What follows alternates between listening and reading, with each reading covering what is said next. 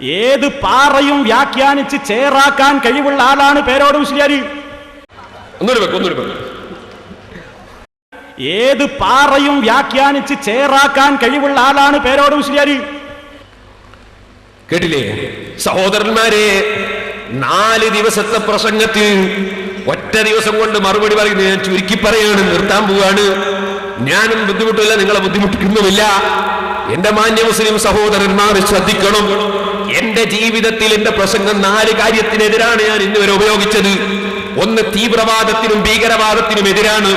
അത് എപ്പോഴും മരിക്കുന്നത് വരെയും തീവ്രവാദത്തിനും ഭീകരവാദത്തിനും എതിരാണ്. മറ്റൊന്ന് മുജാഹിദ് ജമാഅത്ത് ഇസ്ലാമി തുടങ്ങിയ കക്ഷികൾക്കെതിരാണ്. വേറെ ഒന്ന് കള്ളത്തരീക്കത്തിനെതിരാണ്. വേറെ എന്റെ പ്രസംഗം ഞാൻ ഈ 30ഓളം കൊല്ലം ഉപയോഗിച്ചത് ജനങ്ങൾ ഭക്തിയോടുകൂടെ ജീവിക്കാനുള്ള തഖ്വയിലേക്ക് ക്ഷണിക്കാനാണ്. നമ്മുടെ സപ്തദിന പ്രഭാഷണങ്ങളൊക്കെ ആ വഴിക്കാണല്ലോ. എന്നാ സഹോദരന്മാരെ നിങ്ങൾ മനസ്സിലാക്കണം, ഇപ്പോൾ ഇതാ തീവ്രവാദത്തിനെതിരെ ഭീകരവാദത്തിനെതിരെ ദിനേന പ്രസംഗിക്കുന്ന പാവപ്പെട്ട നമ്മൾ, ആ രംഗത്ത് അതിനെതിരെ പ്രസംഗിക്കുന്ന നമ്മളെ പേരിൽ ഭീകരവാദം കെട്ടിവെച്ചാൽ അത് വേദനയല്ലേ? ഇതുപോലെ ഞാൻ നിങ്ങളോട് പറയട്ടെ, കള്ളത്തരീക്കത്തിനെതിരെ പ്രസംഗിക്കുന്ന നമ്മളെ മുന്നിൽ ഇവിടെ കൊണ്ടുവന്ന കള്ളത്തരീക്കത്തിന്റെ ശൈഖിന്റെ കൈപിടിച്ച് പെണ്ണുങ്ങൾ ചുംബിക്കുന്നത് ഇവിടെ കാണിക്കുകയാണ് മൗലവി. ഇതുപോലെ തന്നെ അതാ എന്റെ പ്രസംഗത്തിൽ ഞാൻ എവിടെയും പറയുന്ന ഒരു സംഗതിയാണ്, ഈ മക്ബറകളിൽ നടക്കുന്ന അനാചാരം, കുറെ വേണ്ടാത്ത മുട്ടും ഹറാമായ മുട്ടും പാട്ടും, അതുപോലെ തന്നെ കുറെ വാദ്യമേളങ്ങളും ഗാനമേളകളും നൃത്തങ്ങളും തോന്നിവാസങ്ങളും മക്ബറകളിൽ നടത്തുന്നതിനെ ഞാൻ എത്ര പ്രസംഗം നടത്തി. തിരൂരിൽ വെച്ച് പ്രസംഗിച്ച് അൽഹംദുലില്ലാഹ് മാറ്റിച്ചു, പല സ്ഥലങ്ങളിലും മാറ്റിച്ചു.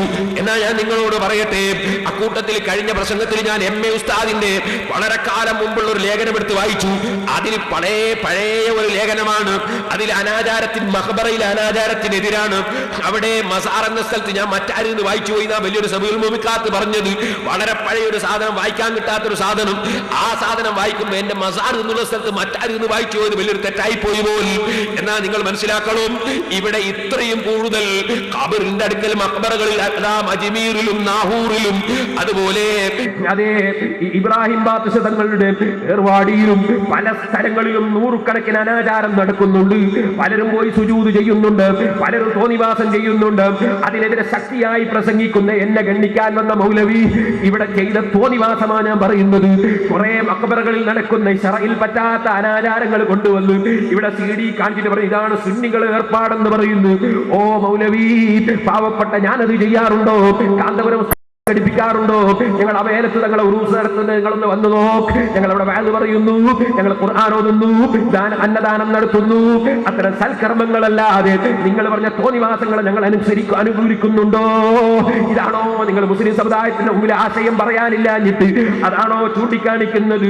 എന്നാൽ മൗലവിക്ക് വന്ന അബദ്ധങ്ങൾ ഞാൻ ഓരോന്നോരോന്ന് പറഞ്ഞ് വളരെ പെട്ടെന്ന് നിർത്തുകയാണ്.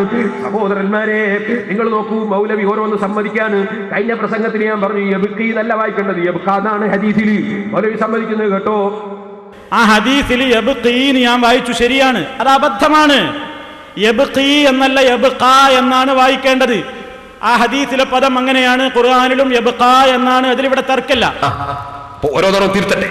രണ്ടാമത്തത് കേട്ടോളൂ, യൻസിലു റബ്ബുന എന്നത് ഖുർആനിൽ ഉണ്ടെന്ന് മൗലവി പറഞ്ഞു. ഇപ്പൊ പറയുന്നില്ല, എനിക്ക് അബദ്ധം പറ്റിയതാണ് കേട്ടോ. യൻസിലു റബ്ബുന നിങ്ങൾക്ക് അല്ലാഹ് ഖുർആനിൽ പറഞ്ഞതായിട്ട് കാണിച്ചു തരാൻ പറ്റുമോ? അല്ലെങ്കിൽ ഖുദ്സിയായ ഹദീസിൽ കാണിച്ചു തരാൻ പറ്റുമോ? ഞാൻ അങ്ങനെ പറഞ്ഞു പോയി, പടച്ചവൻ പറയുന്നു എന്ന് പറഞ്ഞിട്ട് അങ്ങനെ പറഞ്ഞു പോയി. എനിക്ക് കേട്ടോളൂ, എന്നെ സംബന്ധിച്ച് അയാൾ പറഞ്ഞത് എന്താണ്? മസ്അല എന്ന് പറയാൻ അറിയാത്ത മുസ്ലിയാരാണ്. എന്നാ ഞാൻ മസ്അല എന്ന് പറയുന്നത് നേരത്തെ കൽപ്പിച്ചില്ലേ? ഇവരെ സംബന്ധിച്ച് പറയുമ്പോൾ ഞാൻ മസാല ഉണ്ടാക്കാണ് എന്ന് ഞാൻ പറഞ്ഞിരുന്നു. അതെടുത്തിട്ട് എനിക്ക് മസാല എന്ന് പറയാൻ അറിയില്ല എന്ന് തെറ്റിദ്ധരിപ്പിക്കുകയല്ലേ? മൗലവിമാർ ചിരിക്കല്ലേ ചെയ്തത്, മുജാഹിദുകൾ ചിരിക്കല്ലേ ചെയ്തത്. ചിരി നമുക്ക് ഇൻഷാ അല്ലാഹ് മഹ്ശറിൽ വെച്ച് പറയാം. ഇനി നിങ്ങൾക്ക് കേൾക്കണോ? മൗലവി പറയുന്നു വീട് മക്ബറയാക്കരുത് ഹദീസിലുണ്ട്, അതുകൊണ്ട് മക്ബറയെന്ന് ഖുർആൻ ഓതാൻ പാടില്ല. ഉടനെ തന്നെ വേറൊരു സന്ദർഭത്തിൽ അയാൾ പറയുന്നു അള്ളാഹുവിന്റെ റസൂല് മക്ബറയെന്ന് നിസ്കരിച്ചിട്ടുണ്ട്. നിസ്കരിക്കുമ്പോൾ ഫാത്തിഹ ഓതൂലേ മൗലവി? അത് ഖുർആനല്ലേ? രണ്ടുമൊന്ന് കേട്ടോ. മക്ബറകളിൽ നിസ്കാരം നടക്കില്ല. മക്ബറകളിൽ മുസ്ലിമീങ്ങളുടെ മക്ബറകളിൽ അവിടെ നിസ്കാരമില്ല. മുസ്ലിമീങ്ങളുടെ ഖബർസ്ഥാനിൽ ഓത്തിന്റെ പരിപാടിയുമില്ല. അതുകൊണ്ട് അതുപോലെ നിങ്ങളുടെ വീടാക്കാതെ നിങ്ങളുടെ വീടുകൾ ലാ തജഅലൂ ബുയൂതകും, നിങ്ങളുടെ വീടുകളെ നിങ്ങൾ മക്ബറകളെ പോലെ ആക്കരുത്. റസൂലുള്ള ഖബറും വന്ന് നിസ്കരിച്ച്. നിസ്കാരം ഇല്ലാന്നല്ലേ പറഞ്ഞു മുസ്ലിമീങ്ങളെ മക്ബറയിൽ? എന്നാ റസൂലുള്ള മുസ്ലിമല്ലേ? സഹാബത്ത് മുസ്ലിമല്ലേ? വെക്കൂ, അയാളെ വകജം തന്നെ. അല്ലാഹുവിന്റെ റസൂല് ആ സഹോദരിക്ക് വേണ്ടി ഖബറിൽ നിന്നുകൊണ്ട് ജനാസ നിസ്കാരം നിർവഹിച്ചല്ലോ. ഇത് നമുക്ക് സ്വഹീഹായ ഹദീസുകളിൽ കാണാം. ഇപ്പൊ കണ്ടോ, മുസ്ലിമീങ്ങളെ മക്ബറയിൽ നിസ്കാരം ഇല്ല എന്ന് പറഞ്ഞു. ഇപ്പൊ പറയുന്നത് ജനാസ റസൂലുള്ള നിസ്കരിച്ചു. ഇതൊക്കെ ഒരേ മൗലവിയായി പറഞ്ഞു. നിങ്ങൾ മനസ്സിൽ രണ്ടാളാണ്. ഒറ്റ മൗലവി നാദാവൃത്തി കഴിഞ്ഞ പ്രസംഗത്തിൽ പറഞ്ഞതാണ് ഇതൊക്കെ. ഇനി നിങ്ങൾക്ക് കേൾക്കണോ? സ്ത്രീധനമാകുന്ന ഒരു ഫൈൻ ദിവനലക്കുമുണ്ട്. ഒരു ഫൈൻ ദിവനലക്കും അതും കൂടി പറഞ്ഞ് ഞാൻ എന്റെ പ്രസംഗം അങ്ങ് നിർത്താം. ഫൈൻ ദിവനലക്കും മൗലവി ഇവിടെ വന്നിട്ട് ഭയങ്കര വെല്ലുവിളി. ഫൈൻ ദിവനലക്കൊന്നും പേരോട് തിരുവനന്തപുരത്ത് നോദിയിട്ടുണ്ട്, ആറ്റിങ്ങൽ നോദിയിട്ടുണ്ട്. പുതിയ ആയത്താണിത്. കാണിക്കുന്ന ആ പേരോടിന്റെ ചെരുപ്പ് ഞാൻ എടുക്കും, ഞാൻ പ്രസംഗം നിർത്തൂന്ന് മൗലവി പറഞ്ഞു. ഞാൻ കഴിഞ്ഞ പ്രാവശ്യം അതങ്ങ് കാണിച്ചു കൊടുത്തു. ഇപ്പം മൗലവി വന്നിട്ട് പറയുന്നത് ചെരുപ്പെടുക്കാൻ പറ്റൂല, പിന്നെ തെളിയിച്ചിട്ടില്ല എന്ന് പറഞ്ഞൊരു ഉരുളലൊന്ന് നിങ്ങൾ കേട്ടാൽ അതൊരു രസാവഹമായ പരിപാടിയാണ്. അതൊന്ന് കേട്ടോളൂ സഹോദരന്മാർ. അതിന് മുമ്പ് സ്ത്രീധനം കൊടുത്ത ആളാണ് ഉമർ മൗലവി. കൊടുക്കുന്നതിന് തെറ്റില്ല എന്നാണ് അയാൾ പറയുന്നത്. ആ സ്ത്രീധനം കൊടുക്കുന്നത് ശരിയാണെന്ന് ഉമർ മൗലവി സൽസബിയിൽ എഴുതി. ആദ്യം ഒന്ന് കാണട്ടെ. അതിലതാ ഉള്ളത്, നിങ്ങൾ വായിച്ചോളി. എന്നാ അയാൾ എന്നെ അവിടെ എന്താ ചെയ്യുന്നത്? മുജാഹിദീങ്ങളെ ചീത്ത പറയുന്നത്. ആരെയും മൂപ്പര് വിടൂല എന്നാണ്. മുജാഹിദീങ്ങളെ കൂട്ടത്തിൽ ചിലർ സ്ത്രീധനം വേണ്ടാന്ന് പറയുന്നിട്ട് വാങ്ങുകയും ചെയ്യും. അവരെ പറ്റി ഇയാൾ പറഞ്ഞ കള്ളന്മാരാണ്. ഉമർ മൗലവിനെ പുയ്യാപിള്ള കൊണ്ട് പറഞ്ഞതാണ്. അതൊന്ന് കേട്ടോളൂ. പക്ഷേ സ്ത്രീധനം പാടില്ലെന്ന് പറയുകയും ചില കള്ളന്മാരത് ചുളിവിലൂടെ വാങ്ങുകയും ചെയ്യുന്നു എന്നത് വേറെ വിഷയമാണ്. ആ പണിക്കാരും പോകരുത്, അത് ഹറാമായ മുതലാണ്. ഇനി രണ്ടാമത്തത് പറയുന്നു, സ്ത്രീധനം ഏത്? വിവാഹത്തിന്റെ മുമ്പ് പെൺവീട്ടുകാരിൽ നിന്ന് പുരുഷൻ വസൂലാക്കുന്ന ധനം, അല്ലാതെ കല്യാണം കഴിഞ്ഞിട്ട് ഒരു സ്ത്രീ കൊടുക്കുന്ന ധനമല്ല. എന്റെ ഭാര്യ എനിക്ക് തരുന്ന ധനമല്ല, നിങ്ങളുടെ ഭാര്യ നിങ്ങൾക്ക് തരുന്ന ധനമല്ല വിഷയം. ഇപ്പൊ സ്ത്രീധനം എന്താന്ന് നിങ്ങൾക്ക് മനസ്സിലായോ? അയാൾ എന്റെ നിർവചന പറഞ്ഞു. വിവാഹത്തിന് മുമ്പ് വാങ്ങുന്നതിനാ സ്ത്രീധനം എന്ന് പറയും. കല്യാണം കഴിച്ചിട്ട് വാങ്ങിയ സ്ത്രീധനം ആവൂലാന്ന് പുതിയ കണ്ടുപിടുത്താണേ. എനിക്ക് കേട്ടോളി, ഞാന് ആറ്റിങ്ങെന്ന് പറഞ്ഞു പഠിച്ചവനെ, അത് ഞാൻ വിശദമായിട്ട് പറഞ്ഞിട്ടുണ്ട്, ഇവിടെ കേൾപ്പിച്ചിട്ടുണ്ട്. അതൊന്ന് പെട്ടെന്ന് വെച്ചാളാ, പെട്ടെന്ന് നിർത്താൻ മതി. സ്ത്രീധനം എന്ന് പറഞ്ഞാൽ ഞാൻ അതിനർത്ഥം മനസ്സിലാക്കുന്നത് പെണ്ണിന്റെ പണം അല്ലേ? പെണ്ണിന്റെ പണം എന്ന് പറഞ്ഞൊരു പറമ്പും സാധനവും ഒക്കെ പെടാം, അതിൽ സ്വർണം പെടാം, പലതും പെടാം അല്ലെ? സ്ത്രീധനം, സ്ത്രീയുടെ ധനം ഒരു ആള് ഒരു വിവാഹം കഴിക്കുമ്പോൾ ഒരു സ്ത്രീയെ വിവാഹം കഴിക്കാൻ വേണ്ടി ആവശ്യമില്ല. അല്ലെ ഞാൻ പറഞ്ഞു 250 ആൾക്ക് ഭക്ഷണം കൊടുക്കണം. ഞാൻ വിവാഹം കഴിച്ച് നിങ്ങളെ വീട്ടിൽ വരുന്ന ദിവസം എനിക്ക് 250 ആൾക്ക് എന്റെ സുഹൃത്തുക്കൾക്ക് ഭക്ഷണം കൊടുക്കണം, എനിക്ക് തരണം. എന്നാൽ ഇത് സ്ത്രീധനത്തിൽ പെടുന്നുണ്ടോ ഇല്ലേ? സ്ത്രീയുടെ ബാപ്പയോടാണ് ഈ സ്വത്ത് ചോദിക്കുന്നത്. സ്വത്ത് എന്ന് പറഞ്ഞാൽ 250 ആളെ ബിരിയാണി, ഒരു ബിരിയാണിക്ക് 50 റുപ്യ കൂട്ടിക്കോടി, 12,500 റുപ്യ, 12,500 റുപ്യന്റെ സ്വത്ത് അഥവാ ഭക്ഷണം എന്റെ സ്നേഹിതന്മാർക്ക് തരണം എന്ന് ഞാൻ നിബന്ധന വെക്കുന്നു. ഈ ഭക്ഷണം ഹറാമാണോ, കറാഹത്താണോ, ജായിസാണോ? എന്താ ഉസ്താദേ പറയാ? ജായിസാണെന്ന ഉസ്താദ് പറയും. ഇനി അല്ലെങ്കിൽ കൂടിയാൽ സുന്നത്ത്. ഇത് സ്ത്രീയുടെ ധനമാണ്, അല്ലാതെ പറയാൻ പറ്റുമോ? സ്ത്രീയുടെ വാപ്പനോടല്ലേ പറഞ്ഞ് നിങ്ങൾ തരണം ഞങ്ങൾക്ക്, ഇത് സ്ത്രീയുടെ ധനം അല്ലാതെ പറയാൻ പറ്റുമോ? സ്ത്രീയുടെ ധനം ആവശ്യപ്പെട്ടത് സ്വന്തം ആവശ്യത്തിന് മാത്രമേ, സുഹൃത്തിനടക്കം കൊടുക്കണമെന്നാണ്. സുഹൃത്ത് കെട്ടുന്നില്ല, കെട്ടുന്ന ഇവൻ ഒറ്റ കാര്യത്തിൽ മറ്റുള്ളവർക്കും കൊടുക്കണമെന്ന് ഇവർ ആവശ്യപ്പെട്ടത്. ഇത് എല്ലാ നാട്ടിലും, ഞങ്ങളുടെ നാട്ടിൽ നടത്തുന്നുണ്ട്, ഇവിടെ ഒക്കെ അങ്ങനെ ഉണ്ട്. ഇത് ഹറാമാണ് എന്ന് പണ്ഡിതന്മാർക്ക് ഫത്വ കൊടുക്കാൻ പറ്റുമോ? അവിടെ പറ്റി ഫാത്തി ഓതാൻ പറയുമ്പോൾ ഫാത്തി ഓതാതിരിക്കാൻ പറ്റുമോ? ഞങ്ങൾക്ക് അവിടെ ഫാത്തി ഓതാതിരിക്കാൻ പറ്റില്ല. കാരണം അത് ഹറാമാണെന്നുള്ളതിന് ഞങ്ങൾ തെളിവ് കണ്ടിട്ടില്ല, ഖുർആനിലും കണ്ടിട്ടില്ല, ഹദീസിലും കണ്ടിട്ടില്ല. ഇനി ഒരാളെ ഭക്ഷണവും ചോദിക്കുന്നില്ല, അയാൾ 12,500 ഭക്ഷണം ചോദിക്കുന്നില്ല, അയാൾ ചോദിക്കുന്നത് 500 റുപ്യ എനിക്ക് സ്വന്തം തരണോളാണ്. എന്റെ സുഹൃത്തുക്കൾക്ക് ഒരു ബിരിയാണി കൊടുക്കണം, ഞാൻ ഒറ്റക്ക് വരും, ആരും ഉണ്ടാവില്ല, പക്ഷെ എനിക്ക് 500 റുപ്യ തരണം. ഞങ്ങളെ മകളെ കെട്ടി നിങ്ങളെ വീട്ടിൽ വരണമെങ്കിൽ 500 റുപ്യ തരണം. അതിന് 100 റുപ്യ ഇന്ന് തന്നെ തരുന്നെങ്കിലേ എനിക്ക് 5 ചെയ്യണം. 400 അന്ന് തന്നാ മതി അയാൾ പറയും. ഇത് ഹറാം എന്ന് പറയുമ്പോ കൊണ്ട് സാറേ ഹറാമില്ല, അപ്പൊ അതിനും വകുപ്പില്ല. ഇനിയിപ്പൊ ഏതാണ് ഹറാമാണ് എന്ന് വിധിച്ചത്? ഹറാമാണ് എന്ന് വിധിച്ചാ പോരാ, ഒരു കാര്യം ഹറാമാണെന്ന് പറയണമെങ്കിൽ വ്യക്തമായ തെളിവ് സുന്നികളായ നമ്മക്കാവുമ്പോ ഇമാമിങ്ങളെ കിതാബിൽ കാണണം. മുജാഹിദും ജമാഅത്ത് ഇസ്ലാമി ആവുമ്പോൾ ഇമാമികളൊന്നും പറ്റൂല, ഖുർആനിൽ കാണണം, അല്ലെങ്കിൽ ഹദീസിൽ കാണണം. അപ്പൊ ഖുർആനിലോ ഹദീസിലോ ഇതിനെ വിരോധിക്കുന്ന ഒരു ആയത്തുണ്ടോ, ഒരു ഹദീസ് ഉണ്ടോ?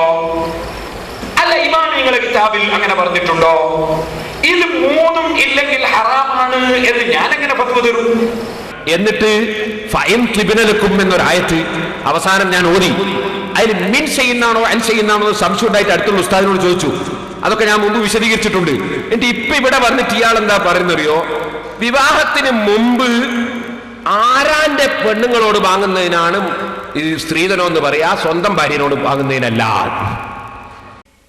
ആരെടുത്തുന്നാ ദിർഹം വാങ്ങേണ്ടത്? ആരെടുത്തുന്നാ ദിർഹം വാങ്ങേണ്ടത്? മിൻ ഇംറഅതിഹി, തൻ്റെ ഭാര്യയിൽ നിന്ന്, ആരാന്റെ പെണ്ണിങ്ങിൽ നിന്നല്ല, ആരാന്റെ പെണ്ണിന്റെ ബാപ്പയുടെ കയ്യിൽ നിന്നല്ല. നീയോ നിന്റെ ദല്ലാളോ പോയിട്ട് ആരാന്റെ പെണ്ണിനെ വിലപേശാൻ വേണ്ടി അവളുടെ ബാപ്പയോട് വാങ്ങുന്ന പൊന്നിനെ പറ്റിയോ പടത്തെ പറ്റിയോ അല്ലല്ലോ പറഞ്ഞത്. മിൻ ഇംറഅതിഹി, തൻ്റെ സ്വന്തം ഭാര്യയിൽ നിന്ന്. സ്വന്തം ഭാര്യയുടെ അടുത്ത് നിന്ന് ആരാ സ്ത്രീധനം വാങ്ങല്? ഞാനത് ആദ്യം കേൾക്കുക. ഈ പേരോട് മുസ്ലിയാരപ്പത് പഠിപ്പിച്ചത് സ്ത്രീധനം വാങ്ങൽ സ്വന്തം ഭാര്യയുടെ കയ്യിൽ നിന്നാണ് എന്നാണ് ഇപ്പൊ ഇവിടെ വന്ന് പറഞ്ഞത്. അത് ഇൻഷാ അല്ലാഹ് ഇപ്പൊ ഞാൻ നീട്ടി സംസാരിക്കുന്നില്ല. അത് ഇവരെ CD ഇറങ്ങട്ടെ. ഞാൻ ഒരു കാര്യം പറയുന്നു, ആ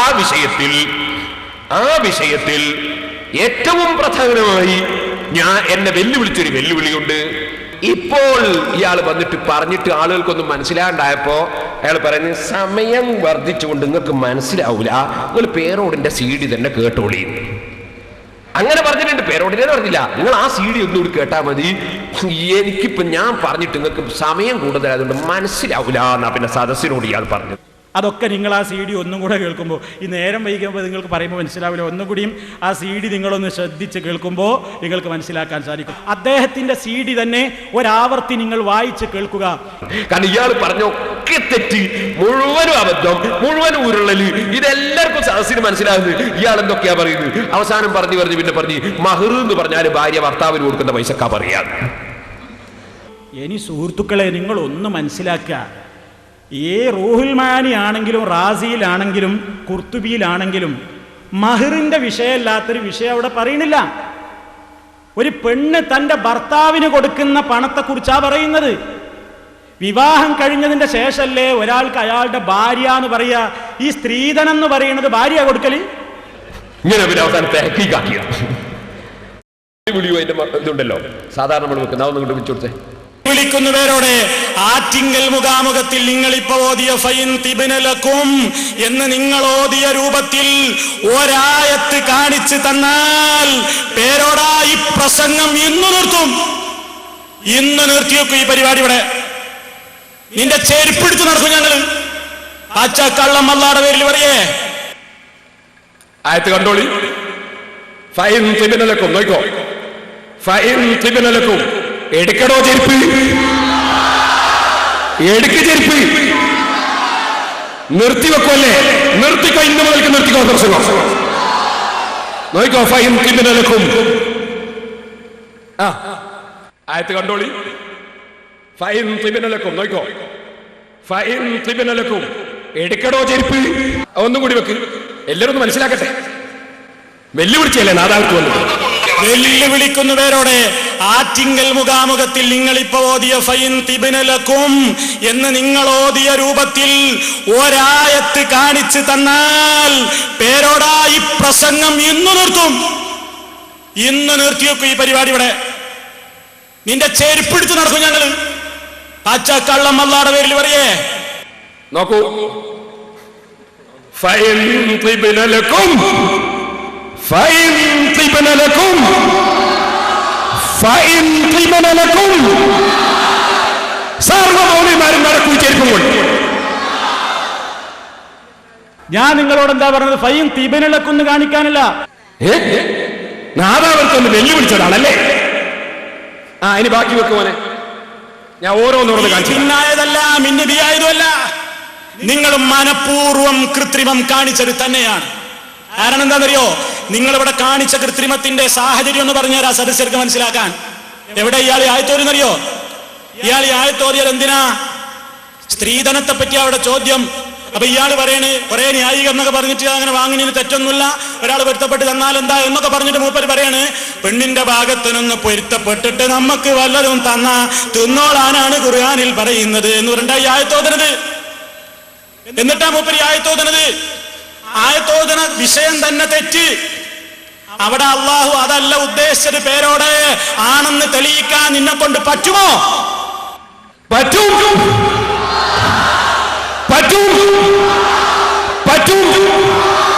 തഫ്സീറുൽ കബീർ, ഇമാം റാസിയുടെ തഫ്സീർ 948. ചെരുപ്പും പെറുക്കി നടന്നാ പോരാ കേട്ടോ. ആരാന്റെ ചെരുപ്പും പെറുക്കി നടന്നാ പോരാ, കിതാബ് ഓതി പഠിക്കണം കേട്ടോ. കേട്ടോളൂ. ഈ ഇൽം ഇമാം റാസി ഈ തഫ്സീറിൽ പറയും, ഈ ആയത്തിന്റെ തഫ്സീർ ഈ ഇൽം അറിഞ്ഞോളണം മൗലവിമാര്. അതിന്റെ അർത്ഥം വെച്ചത് ഇൽം അറിഞ്ഞോളണം. അന്നഹു തആല, നിശ്ചയം അല്ലാഹു തആല ലമ്മാ അമറഹും ബിഇതാഇഹിന്ന സദഖാതിഹിന്ന, സ്ത്രീകൾക്ക് അവരുടെ മഹറുകൾ കൊടുക്കണം എന്ന് കൽപ്പിച്ചപ്പോൾ, ഇവിടെ രണ്ട് തഫ്സീർ ഇമാം റാസി പറയുന്നത്. ഒന്ന്, ഭർത്താക്കന്മാര് കൊടുക്കണം എന്നാണ് ഇതിന്റെ തഫ്സീർ. ഒരു തഫ്സീർ. മറ്റൊന്ന്, ഭർത്താക്കന്മാരോട് വാങ്ങിയത് രക്ഷിതാക്കൾക്ക് പെണ്ണുങ്ങൾക്ക് കൊടുത്തേക്കണം, അവർ കയ്യിൽ വെക്കരുത് എന്നാണ് വേറൊരു തഫ്സീർ. അതിന്റെ ശേഷം പിന്നീട് പറയാം അഖബഹു. ഇതിന്റെ മുമ്പ് വിശദീകരിച്ചാണ് ആ തഫ്സീർ. അഖബഹു, അങ്ങനെ കൊടുക്കണം എന്ന് പറഞ്ഞ ഉടനെ അല്ലാഹു തആല പറഞ്ഞു ബിദിക്രി ജവാസി ഖബൂലി ഇബ്റാഇഹാ വഹിബതിഹാ ലഹു. ആ ഭർത്താക്കന്മാർ ഭാര്യമാർക്ക് കൊടുക്കാനുള്ളത് ഒഴിവാക്കി കൊടുത്താൽ അത് സ്വീകരിക്കലും ജായിസാണ്. വഹിബതിഹാ ലഹു, ഭാര്യമാർ ഭർത്താക്കന്മാർക്ക് പൊരുത്തപ്പെട്ട് എന്ത് ദാനം കൊടുത്താലും ആ ദാനം കൊടുക്കുന്നതെല്ലാം സ്വീകരിക്കൽ അനുവദനീയമാണ് എന്നാണ് ഈ ആയത്ത് പഠിപ്പിക്കുന്നത് എന്ന് ഇമാം റാസി വിശദീകരിക്കുന്നു. ഇപ്പൊ പറ്റിയില്ലേ? പറ്റിയിട്ടില്ല. കേൾക്കണ്ട, പറ്റണ്ട. പക്ഷെ മുസ്ലിമീങ്ങൾക്ക് ഇത് മതി. ഞാൻ ചുരുക്കുന്നു സഹോദരന്മാരെ. പിന്നെ മൂപ്പര് പറഞ്ഞു, മൂപ്പര് ഭയങ്കര ചോദ്യം ചോദിച്ചെന്നോട്, മക്കത്ത് ആണ്ട് നേർച്ചുണ്ടോ മുസ്ലിയാര്? ഞാൻ പറഞ്ഞ ആണ്ട് നേർച്ച കൊല്ലത്തിൽ ചെയ്യുന്ന സൽക്കർമ്മം നേർച്ചയാക്കിയാൽ ആണ്ട് നേർച്ചയായി. അപ്പൊ കൊല്ലത്തിൽ ചെയ്യുന്ന സൽക്കർമ്മമാണ് ഹജ്ജ്. അത് നേർച്ചയാക്കിയാൽ ആണ്ട് നേർച്ചയായി. അപ്പൊ ഹജ്ജ് തന്നെ നേർച്ചയാക്കിയാൽ ആണ്ട് നേർച്ചയാണ്. അപ്പൊ മൗലവി പറഞ്ഞു, നിങ്ങളെ ഇസാലയിലുണ്ട്. ഇസാലയിലുള്ള പകുതി കട്ടിട്ടാ വായിച്ചത്. എന്റെ നേരെ മേലുണ്ട് ഞാൻ പറഞ്ഞ ആശയം. അത് കട്ടിട്ടാ പോലും ഇവിടെ വായിച്ചത്. ഇസാലയിൽ പറഞ്ഞിട്ടില്ല. നിങ്ങളെ പറഞ്ഞതിന് ഞാൻ പറഞ്ഞതിനെതിരായിട്ട് പറഞ്ഞിട്ടില്ല. ഞാൻ പറഞ്ഞ പോലെ ഇസാലയിലുണ്ട്. പിന്നെ ഒരു കാര്യം അതുകൂടി പറയാൻ നിർത്തുകയാണ്. ആണ്ട് നേർച്ചാനെ കൊല്ലത്തിൽ ഒരു പ്രാവശ്യം ചെയ്യുന്ന സൽക്കർമ്മം അത് നേർച്ച ചെയ്താൽ ആണ്ട് നേർച്ചയായി. അപ്പൊ മൂപ്പര് ചോദ്യമാണ്, ഇബ്രാഹിം നബി മരണപ്പെട്ടത് ദുൽഹജ്ജ് 10-നാണോ? മരിച്ച അന്നേ ആണ്ട് നേർച്ച നടത്തുന്ന ആരാ മൗലവിനെ പഠിപ്പിച്ചത്? ഞങ്ങൾ ബദരീങ്ങൾ ആണ്ട് കാണലില്ലേ മൗലവി? ബദരീങ്ങളെ കൊടുത്ത ഒന്നാമത്തെ മെമ്പർ മുഹമ്മദ് റസൂലുള്ളാഹി വഫാത്തായത് റമദാൻ 15. അപ്പൊ ആണ്ട് നേർച്ച എന്ന് പറഞ്ഞാൽ മഹാന്മാരുമായി അനുബന്ധിച്ചുള്ള ആണ്ട് നേർച്ചയാകുമ്പോ അവരുടെ ജീവിതത്തിൽ പ്രധാന സംഭവം നടന്ന ദിവസവും ആണ്ട് നേർച്ചക്ക് ഉപയോഗപ്പെടുത്തും. അപ്പൊ ബദരീങ്ങൾ ആണ്ട് പ്രധാന സംഭവം നടന്ന സമയമാണ്. ആ ബഹുമാനപ്പെട്ട ഖലീലുല്ലാഹി ഇബ്രാഹിം അലൈഹിസ്സലാത്തു വസ്സലാമിന്റെ ജീവിതത്തിൽ പ്രധാന സംഭവം നടന്ന ദിവസമാണ് ദുൽഹജ്ജ് 10, 11, 12 ഒക്കെ. അത് ആ ആണ്ടിന്റെ സമയത്ത് തന്നെയാണ് പോത്തിനെയും കുട്ടനെയും ഈ മുജാഹിദീങ്ങളടക്കം ആർത്തിട്ട് വാസ്തവത്തിൽ ആണ്ട് തന്നെയല്ലേ അത്? ഉദഹിയത്ത് നേർച്ചയാക്കാൽ ആണ്ടിന്റെ നേർച്ച തന്നെയല്ലേ അത്? കൊല്ലത്തിൽ ഒരു പ്രാവശ്യം ഉള്ളതല്ലേ അത്? ഹജ്ജും ഒക്കെ ആണ്ട് നേർച്ച എന്ന വ്യാപകമായ അർത്ഥത്തിൽ അതൊക്കെ പെടുന്നാണ് ഞാൻ പറഞ്ഞത്. ഇനി ഞാൻ നിങ്ങളോട് പറഞ്ഞ എല്ലാവരും എഴുന്നേറ്റ് നമുക്ക് ഒരു 10 സലാത്തിൽ ഇത് വേർക്കണം. ഞാൻ നിർത്താൻ പോവാണ്. സഹോദരന്മാരെ, ഒറ്റ കാര്യം ഞാൻ പറയുന്നത്, മൗലവി എന്നെ കൊണ്ട് പറഞ്ഞൊരു പേരുണ്ട്, പുതുതായിട്ട് പറഞ്ഞൊരു പേര്. എന്തറിയോ? ഈ പേരോട് വെളവൻ കുഞ്ഞാപ്പുവാണ്. ഇങ്ങനെ വെളവൻ കുഞ്ഞാപ്പുവാണ്. ഞാൻ വളവൻ കുഞ്ഞമ്പു അല്ല. ഞാൻ വിളവൻ കുഞ്ഞാപ്പുവാണ് എന്നല്ലേ നിങ്ങൾ പറഞ്ഞത്? എന്നാ ഞാൻ വളവൻ കുഞ്ഞമ്പു അല്ല എന്ന് മാത്രം ഈ സമയത്ത് മറുപടി പറഞ്ഞ് ഒരു അല്ലാഹു ദീർഘായുസ്സും ആഫിയത്തും തന്നെങ്കിൽ ഇനിയും ഒരുപാട് സംഗതികൾ പറയാനുണ്ട്. ടെലിഫോണിന്റെ മസാലൊക്കെ മൗലവിക്ക് ഏകദേശം മനസ്സിലായിട്ടുണ്ട്. അതുപോലെ നമ്മളെ കൊട്ട തട്ടിയതൊക്കെ മൗലവി ഇപ്രാവശ്യം പേര് പറഞ്ഞുകൊണ്ടൊന്നും കാര്യമില്ല മൗലവി. അതൊന്നും സ്ഥിരപ്പെടുത്താൻ നിങ്ങളെ കൊണ്ട് കഴിയില്ല. ബഹുമാനപ്പെട്ട നെല്ലിക്കുത്ത് ഉസ്താദ് പറഞ്ഞത് അത് സൃഷ്ടിയാണ് എന്ന് പറഞ്ഞാൽ അതിന്റെ അർത്ഥം ആരോ ഉണ്ടാക്കിയ കെട്ടുകഥയാണ് എന്നാ. അല്ലാതെ നെല്ലിക്കുത്ത് ഉസ്താദിനെ അംഗീകരിച്ചുകൊണ്ട് പറഞ്ഞ സംഭവം അതില്ല. അതേസമയത്ത് ബുദ്ധിപരമായി പറ്റുമോ അതാണ് അവിശ്വസനീയമല്ല എന്ന് പറഞ്ഞു. അതൊക്കെ ഇൻഷാ അല്ലാഹ് വിശദമായി വേണമെങ്കിൽ നമുക്ക് പിന്നെ പറയാം. CD കേസറ്റ് കേൾക്കുന്ന ആളുകൾക്ക് വേണ്ടി ഞാൻ അതൊന്ന് അല്പം വിശദീകരിക്കുകയാണ്. സ്ത്രീധനം എന്താണ് എന്ന് മൗലവി സാഹിബ് പറഞ്ഞു. വിവാഹത്തിന് മുമ്പ് ഡിമാൻഡായി പറഞ്ഞു വാങ്ങുന്നതിനാണ് സ്ത്രീധനം എന്ന് പറയുക. ഞാൻ എൻ്റെ പ്രസംഗത്തിലും പറഞ്ഞു, വിവാഹത്തിന് മുമ്പ് 250 ആളുകൾക്ക് ബിരിയാണി കൊടുക്കണം എന്ന് പറഞ്ഞാൽ അത് സ്ത്രീധനമാകുമെന്നാണ് ഞാനും പറഞ്ഞത്. അപ്പോൾ വിവാഹം ദിവസം വരൻ്റെ കൂടെ പോയി കഴിക്കുന്ന ഭക്ഷണങ്ങൾ മുഴുവനും വധുവിൻ്റെ വീട്ടിൽ വെച്ച് നടക്കുന്ന വിവാഹ സൽക്കാരത്തിൽ കഴിക്കുന്ന ഭക്ഷണങ്ങൾ മുഴുവനും ഹറാമാണെന്നാണ് ഇപ്പോൾ മൗലവി പറഞ്ഞതിൻ്റെ താല്പര്യം. ഈ പറഞ്ഞത് സമർത്ഥിക്കാൻ അദ്ദേഹത്തിൻ്റെ ജീവിതത്തിൽ ഒരു കാലത്തും സാധ്യമല്ലെന്ന് ഞാൻ ആദ്യമായി ആണയിട്ട് പറയുകയാണ്. ഈ മൗലവി തന്നെയും അത്തരം വിവാഹ സൽക്കാരത്തിൽ ധാരാളം ഹറാമുകൾ കഴിച്ചിട്ടുണ്ടാകുമെന്നും ഞാൻ ഈ സമയത്ത് ഓർമ്മപ്പെടുത്തുകയാണ്. ഇനി അദ്ദേഹം പറയുന്നത് ആദ്യം മുതൽ അവസാനം വരെ ഈ ചർച്ചയിൽ അദ്ദേഹം കടന്നപ്പോൾ പിച്ചും പേയും പറയുന്നത് പോലെ എന്തെല്ലാമോ സംസാരിക്കുകയാണ് ഉണ്ടായത്. അതിൻ്റെ ചില ഭാഗങ്ങൾ ജനങ്ങൾക്ക് മനസ്സിലാക്കാൻ വേണ്ടി ഞാനിവിടെ കേൾപ്പിക്കാൻ പോവുകയാണ്. ആദ്യമായി തന്നെ അദ്ദേഹം പറയുന്നത് ഭാര്യയുടെ അടുക്കൽ നിന്ന് വാങ്ങുന്നത് സ്ത്രീധനമാവുകയില്ല എന്നാണ്. പിതാവ് കൊടുത്താലേ സ്ത്രീധനമാകൂ എന്നാണ്. അത് കല്യാണത്തിന് മുമ്പ് കിട്ടിയാലേ സ്ത്രീധനമാകൂ എന്നാണ്. കല്യാണത്തിന് ശേഷമാണെങ്കിൽ സ്ത്രീധനമാവുകയില്ലെന്നാണ്. ലോകത്തിന്നേ വരെ ആരും പറയാത്ത ഒരാശയമാണ് അദ്ദേഹം പുതുതായി എഴുന്നള്ളിച്ചിട്ടുള്ളത്. എന്നിട്ട് അതിനെതിരായി അദ്ദേഹം തന്നെ ശേഷം പറയുന്നുണ്ട്. അത് രണ്ടും ഞാൻ നിങ്ങൾക്ക് ഓരോന്നോരോന്നായി കേൾപ്പിക്കാം. സ്ത്രീധനം ഏത്? വിവാഹത്തിന്റെ മുമ്പ് പെൺവീട്ടുകാരിൽ നിന്ന് പുരുഷൻ വസൂലാക്കുന്ന ധനം, അല്ലാതെ കല്യാണം കഴിഞ്ഞിട്ട് ഒരു സ്ത്രീ കൊടുക്കുന്ന ധനമല്ല. എൻ്റെ ഭാര്യ എനിക്ക് തരുന്ന ധനമല്ല, നിങ്ങളുടെ ഭാര്യ നിങ്ങൾക്ക് തരുന്ന ധനമല്ല വിഷയം. അവിടുത്തെ വിഷയം എന്താണ്?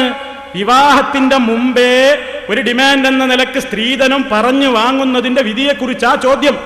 ഇനി ഇതേ മനുഷ്യൻ തന്നെ ഇതേ സ്റ്റേജിൽ തന്നെ എന്താണ് സ്ത്രീധനം, ആര് കൊടുക്കുന്നതാണ് സ്ത്രീധനം എന്ന് അയാളുടെ നാവിലൂടെ തന്നെ പറയുന്നത് നിങ്ങൾ കേൾക്കുക. ആരെടുത്തുന്നാ ദിർഹം വാങ്ങേണ്ടത്? ആരെടുത്തുന്നാ ദിർഹം വാങ്ങേണ്ടത്? മിൻ ഇംറഅതിഹി, തൻ്റെ ഭാര്യയിൽ നിന്ന്, ആരാന്റെ പെണ്ണിങ്ങിൽ നിന്നല്ല, ആരാന്റെ പെണ്ണിന്റെ ബാപ്പയുടെ കയ്യിൽ നിന്നല്ല. നീയോ നിന്റെ ദല്ലാളോ പോയിട്ട് ആരാന്റെ പെണ്ണിനെ വിലപേശാൻ വേണ്ടി അവളുടെ ബാപ്പയോട് വാങ്ങുന്ന പൊന്നിനെ പറ്റിയോ പടത്തെ പറ്റിയോ അല്ലല്ലോ പറഞ്ഞത്. മിൻ ഇംറഅതിഹി, തൻ്റെ സ്വന്തം ഭാര്യയിൽ നിന്ന്. സ്വന്തം ഭാര്യയുടെ അടുത്തുനിന്ന് ആരാ സ്ത്രീധനം വാങ്ങല്? ഞാനത് ആദ്യം കേൾക്കുക. ഈ പേരോട് മുസ്ലിയാർ അപ്പത് പഠിപ്പിച്ചത് സ്ത്രീധനം വാങ്ങൽ സ്വന്തം ഭാര്യയുടെ കയ്യിൽ നിന്നാണ്. സ്വന്തം ഭാര്യയിൽ നിന്ന് വാങ്ങുന്ന ദിർഹം സ്ത്രീധനമല്ല പോൽ, പിന്നെ അത് പുരുഷധനമാണോ മൗലവി? ഭാര്യ സ്ത്രീയല്ലേ മൗലവി? ദിർഹം ധനമല്ലേ മൗലവി?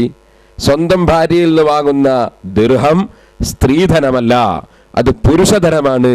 ഇത് എവിടുന്നാണ് പഠിച്ചത്, എങ്ങനെയാണ് പഠിച്ചത് എന്നാണ് എനിക്കറിയേണ്ടത്. പിന്നെ ഒരു കാര്യം ഇദ്ദേഹം പറഞ്ഞിട്ടുണ്ട്, അതായത് ദിർഹം എന്നതിന് ഞാൻ ഉറുപ്പിക എന്നർത്ഥം പറഞ്ഞു കളഞ്ഞു. ഭാര്യയോട് 3 ദിർഹം ചോദിച്ചു വാങ്ങാം. അതിന് ദിർഹമിന് മൂപ്പര അർത്ഥം വെച്ചാൽ എന്താ അറിയോ? ഭാര്യനോട് 3 ഉറുപ്പ്യ ചോദിച്ചോ, നല്ല കണക്കാ അല്ലേ? ദിർഹമിന് ഉറുപ്പ്യാന്ന് അർത്ഥം വെച്ചാൽ നിങ്ങൾ ഗൾഫ് നാട്ടിൽ പോയിട്ട് ദിർഹമൊക്കെ വാങ്ങിയിട്ട് ഇവിടെ കൊടുന്ന് ഉറുപ്പ്യൻ്റെ കണക്ക് കൂട്ടിയാലോ നല്ല പിരിവരിക്കും അല്ലേ? എന്നിട്ട് അദ്ദേഹം പറയാണ് ദിർഹമിന് ഉറുപ്പിക എന്ന് പറഞ്ഞാൽ ഇവിടെയും ദിർഹമും തമ്മിൽ എത്ര വ്യത്യാസമാണ്. വാസ്തവത്തിൽ ഈ മൗലവിക്ക് ഒരു ചുക്കും മനസ്സിലായിട്ടില്ല എന്നാണ് അത് മനസ്സിലാക്കി തരുന്നത്. നമ്മുടെ കിതാബുകളിൽ ദിർഹം എന്ന് പറയുന്നത് ഇദ്ദേഹം ഇന്ന് UAE കൈകാര്യം ചെയ്യുന്ന ഈ കറൻസികൾക്ക് അല്ല. ഈ കറൻസികൾ നോട്ടുകളാണ്. ഈ നോട്ടിന് ദിർഹം എന്ന് പറയാമോ പറഞ്ഞുകൂടെ എന്നല്ല. നമ്മുടെ കിതാബുകളിൽ ദിർഹം എന്നും ദീനാർ എന്നും മുൻപ് കാലത്ത് പറഞ്ഞു വന്നത് സ്വർണ്ണ നാണയത്തിനും വെള്ളി നാണയത്തിനുമാണ്. വെള്ളി ഉറുപ്പികയാണ് പഴയ കാലത്ത് കേരളത്തിൽ ഇന്ത്യയിൽ തന്നെ നടന്നിരുന്നത്. അതിന് ഉറുപ്പിക എന്നാണ് പറയുക. അപ്പൊ ദിർഹം എന്നത് വെള്ളി ഉറുപ്പികയാണ്. ഈ ഉറുപ്പികയെ സംബന്ധിച്ചാണ് കിതാബിൽ വന്നത്. ഇദ്ദേഹം എന്നിട്ട് ഉറുപ്പിക എന്ന് ദിർഹം എന്നതിന് ഞാൻ അർത്ഥം പറഞ്ഞത് അദ്ദേഹം വലിയ ഒരു ആശ്ചര്യജനകമായി പറഞ്ഞിരിക്കുകയാണ്. എനിക്ക് മനസ്സിലാകാത്ത ഇദ്ദേഹം ഖുർആനിൽ സയ്യാറത്തുൻ എന്ന് കാണുമ്പോൾ കാറ് എന്നായിരിക്കുമോ അർത്ഥം മനസ്സിലാക്കുക?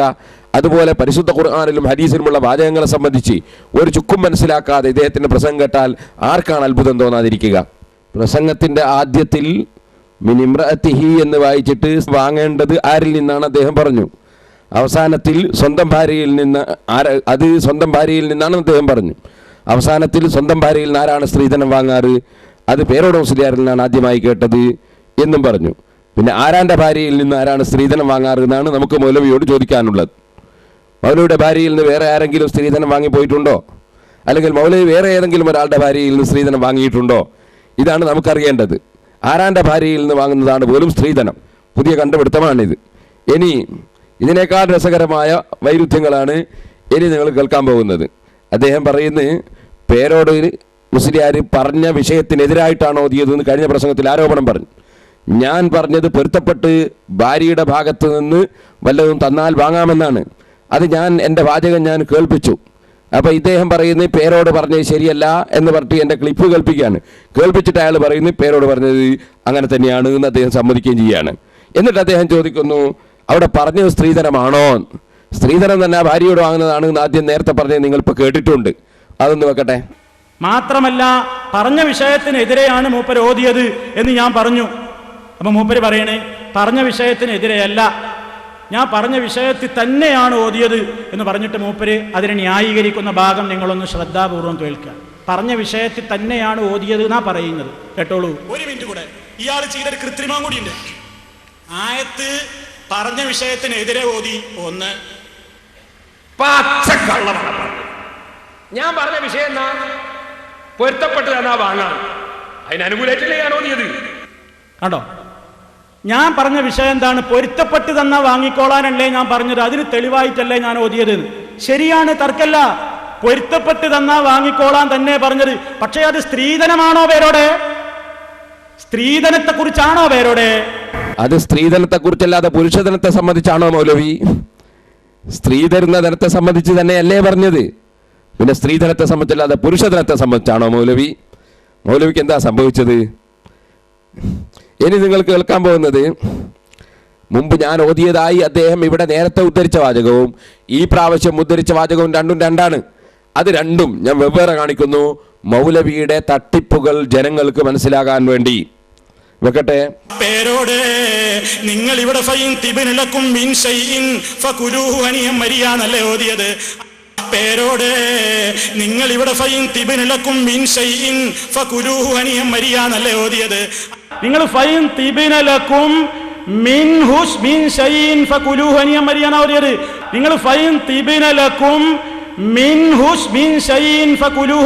നിങ്ങൾ മുൻ പ്രസംഗത്തിൽ പറഞ്ഞതൊന്ന്, ഇപ്പോഴത്തെ പ്രസംഗത്തിൽ പറഞ്ഞത് വേറെ ഒന്ന്. ഒന്നുകൂടി വെക്കട്ടത്. പേരോട് നിങ്ങൾ ഇവിടെ മരിയാന്നല്ലേ ഓതിയത്. പേരോട് നിങ്ങൾ ഇവിടെ മരിയാന്നല്ലേ ഓതിയത്. നിങ്ങൾ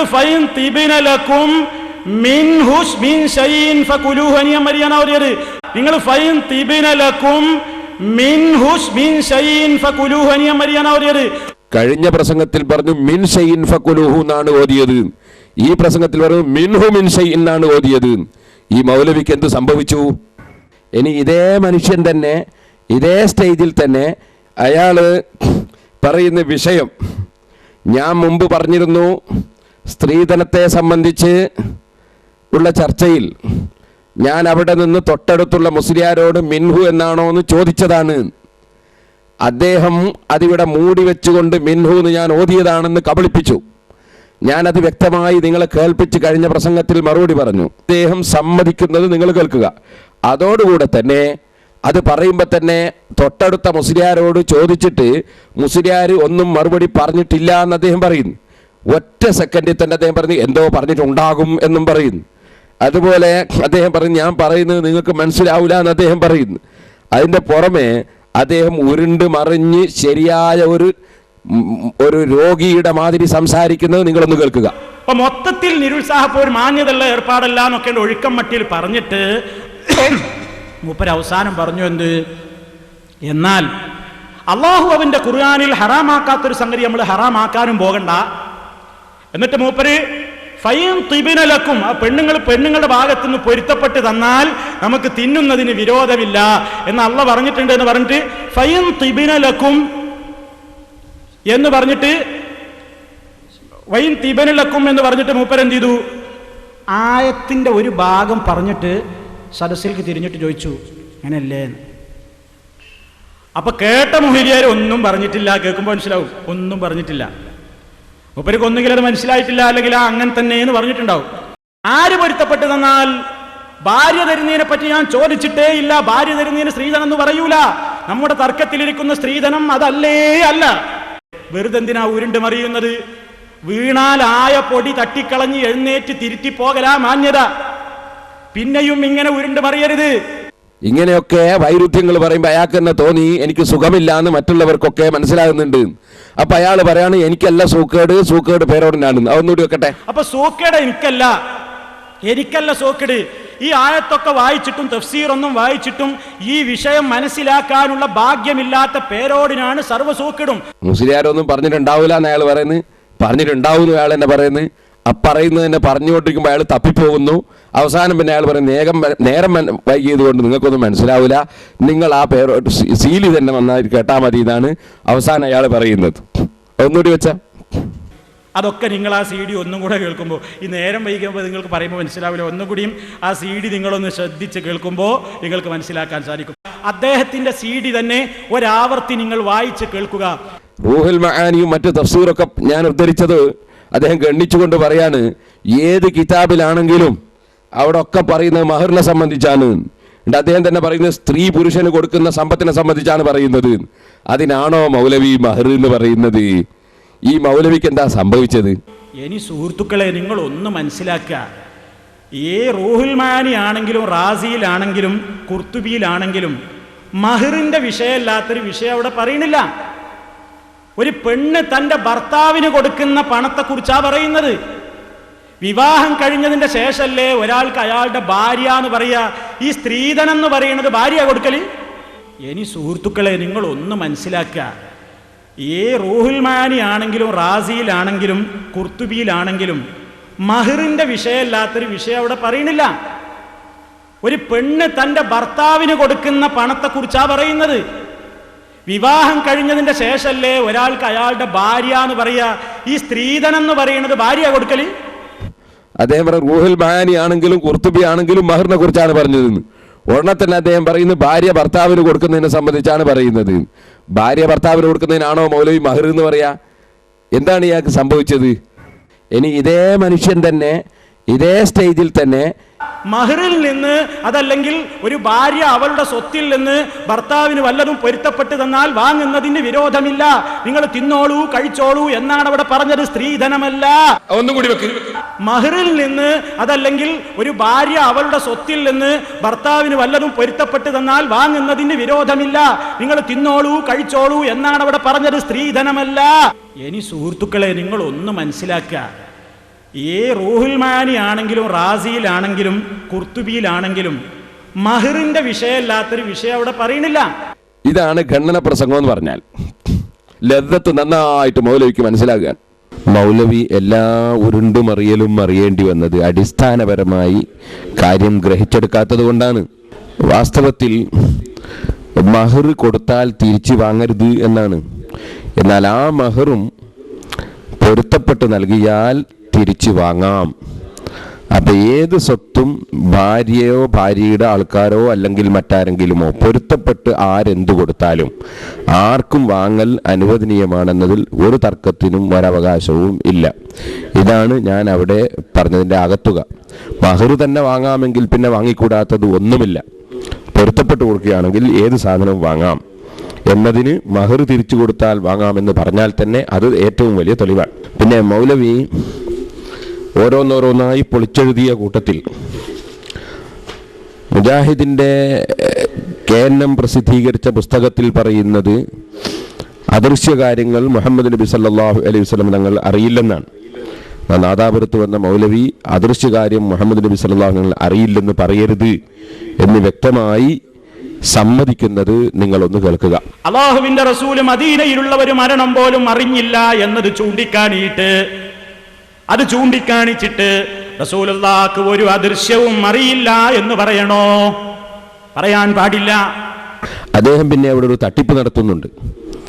അദൃശ്യകാര്യം മുഹമ്മദ് നബി സല്ലല്ലാഹു അലൈഹി വസല്ലം അറിയുകയും ചെയ്യും, അറിയാതിരിക്കുകയും ചെയ്യും എന്നാണ് അദ്ദേഹം പറയുന്നത്. അത് ദൃശ്യകാര്യങ്ങളും അങ്ങനെ തന്നെയാണല്ലോ. ഒരു കാര്യം നോക്കിയാലല്ലേ കണ്ണുകൊണ്ട് കാണുകയുള്ളൂ. ഇതുപോലെ മുഅ്ജിസത്ത് മുഖേന അള്ളാഹുവിൻ്റെ ഹബീബായ നബി സല്ലല്ലാഹു അലൈഹി വസല്ലം തങ്ങൾക്ക് അള്ളാഹു തആല കൊടുക്കുന്ന പ്രത്യേകമായ ഒരു കഴിവ്, ആ കഴിവ്, ആ അഭൗതികമായ കഴിവ് ഉപയോഗപ്പെടുത്തുമ്പോഴാണ് അഭൗതികമായ നിലക്ക് കാണുക, അറിയുക. അതുപോലെ ഭൗതികമായ കഴിവ് ഉപയോഗപ്പെടുത്തുമ്പോഴാണ് ആ ഭൗതികമായ നിലക്കുള്ള കാഴ്ചയും അറിവും ഉണ്ടാവുക. നബി സല്ലല്ലാഹു അലൈഹി വസല്ലം തങ്ങളുടെ നാട്ടിൽ മറവ് ചെയ്യപ്പെട്ട ഒരു സ്ത്രീയുടെ ഖബർ നബി സല്ലല്ലാഹു അലൈഹി വസല്ലം സഹാബികളോട് ചോദിച്ചറിഞ്ഞു എന്നത് നബി സല്ലല്ലാഹു അലൈഹി വസല്ലം ഗൈബറിയില്ല എന്നതിന് തെളിവല്ല. അത് നബി സല്ലല്ലാഹു അലൈഹി വസല്ലം ഭൗതികമായ മാർഗത്തിലൂടെ അറിയാനാണ് ശ്രമിച്ചത്. അപ്പോൾ അതങ്ങനെ അറിഞ്ഞു. എന്ന് നേരെ മറിച്ച് നബി സല്ലല്ലാഹു അലൈഹി വസല്ലം അഭൗതികമായ വഴിയിലൂടെ അറിയാൻ വേണ്ടി ഉദ്ദേശിക്കുകയാണെങ്കിൽ മുഹമ്മദ് നബി സല്ലല്ലാഹു അലൈഹി വസല്ലം ഉദ്ദേശിക്കുന്ന കാര്യം അള്ളാഹുവിൻ്റെ റസൂലിന് അള്ളാഹു തആല ചെയ്തു കൊടുക്കും. അത് നബി സല്ലല്ലാഹു അലൈഹി വസല്ലം തങ്ങൾ ഉദ്ദേശിക്കുന്നത് ചെയ്തു കൊടുക്കുക എന്നത് അള്ളാഹുവിൻ്റെ പ്രിയപ്പെട്ടവരായതുകൊണ്ട് അള്ളാഹു സുബ്ഹാനഹു വ തആല ചെയ്തു കൊടുക്കുക എന്നത് സ്വാഭാവികമായും നാം കണ്ടുകൊണ്ടേയിരിക്കുന്നതാണ്. അതുകൊണ്ടാണ് നബി സല്ലല്ലാഹു അലൈഹി വസല്ലം നിസ്കരിക്കുന്നവരെ മുന്നിൽ നോക്കുന്ന സമയത്ത് തന്നെ പിന്നിലുള്ളവരെ കണ്ടതായി നമുക്ക് ഹദീസിൽ കാണാം. അങ്ങനെ ധാരാളമായി കാണാം. നബി സല്ലല്ലാഹു അലൈഹി വസല്ലം ഞങ്ങൾക്ക് സാധാരണ കാഴ്ചയല്ല, സാധാരണ കേൾവിയല്ല. ഭൗതികമായ കാഴ്ചയുണ്ട്, അഭൗതികമായ കാഴ്ചയുമുണ്ട്. ഭൗതികമായ കാഴ്ചക്ക് കണ്ണ് ഉപയോഗപ്പെടുത്തുന്നത് പോലെ, ഭൗതികമായ മാർഗം ഉപയോഗപ്പെടുത്തുന്നത് പോലെ അഭൗതികമായ കഴിവ് ഉപയോഗപ്പെടുത്തുമ്പോഴാണ് ആ നിലക്ക് അറിവുകളും കാഴ്ചകളും എല്ലാം ഉണ്ടാകുന്നത്. ഇമാം ഗസാലി റഹ്മത്തുള്ളാഹി അലൈഹി തങ്ങൾ അങ്ങനെ ഒരു പ്രത്യേകമായ കഴിവ് അമ്പിയാക്കൾക്കുണ്ട് എന്നത് വിശദീകരിക്കുകയും അത് സഹീഹുൽ ബുഖാരിയുടെ വ്യാഖ്യാനത്തിൽ ഇമാം ഇബ്നു ഹജർ അസ്ഖലാനി റഹിമഹുല്ലാ എടുത്തു ധരിക്കുകയും ചെയ്തിട്ടുണ്ട്. പിന്നെ അദൃശ്യകാര്യം അറിയില്ല എന്ന് പറഞ്ഞ മുജാഹിദിന്റെ ആളുകൾ ഇപ്പോൾ മൗലവി നാദാപുരത്ത് വന്ന് അദൃശ്യകാര്യം നബി സല്ലല്ലാഹു അലൈഹി വസല്ലം അറിയുമെന്ന് സമ്മതിച്ചിരിക്കുകയാണ്. എന്നാൽ മഹാനായ മഹീദ്ദീൻ ശൈഖ് റളിയല്ലാഹു അൻഹുവിനെ സംബന്ധിച്ച് അഅലമു ഇൽമല്ലാഹി വസ്ഇറൂഫഹു എന്ന് താൻ പറഞ്ഞതായി വന്ന ഒരു പദ്യമുണ്ട്. ആ പദ്യം ചൊല്ലിയിട്ട് മൗലവി അതിന്റെ അർത്ഥത്തിൽ മായം ചേർത്തിരിക്കുകയാണ്. അള്ളാഹുവിന്റെ അറിവ് മുഴുവനും എനിക്കറിയും എന്ന് മഹീദ്ദീൻ ശൈഖ് പറഞ്ഞു എന്നാണ് അദ്ദേഹം അർത്ഥം വെച്ചത്.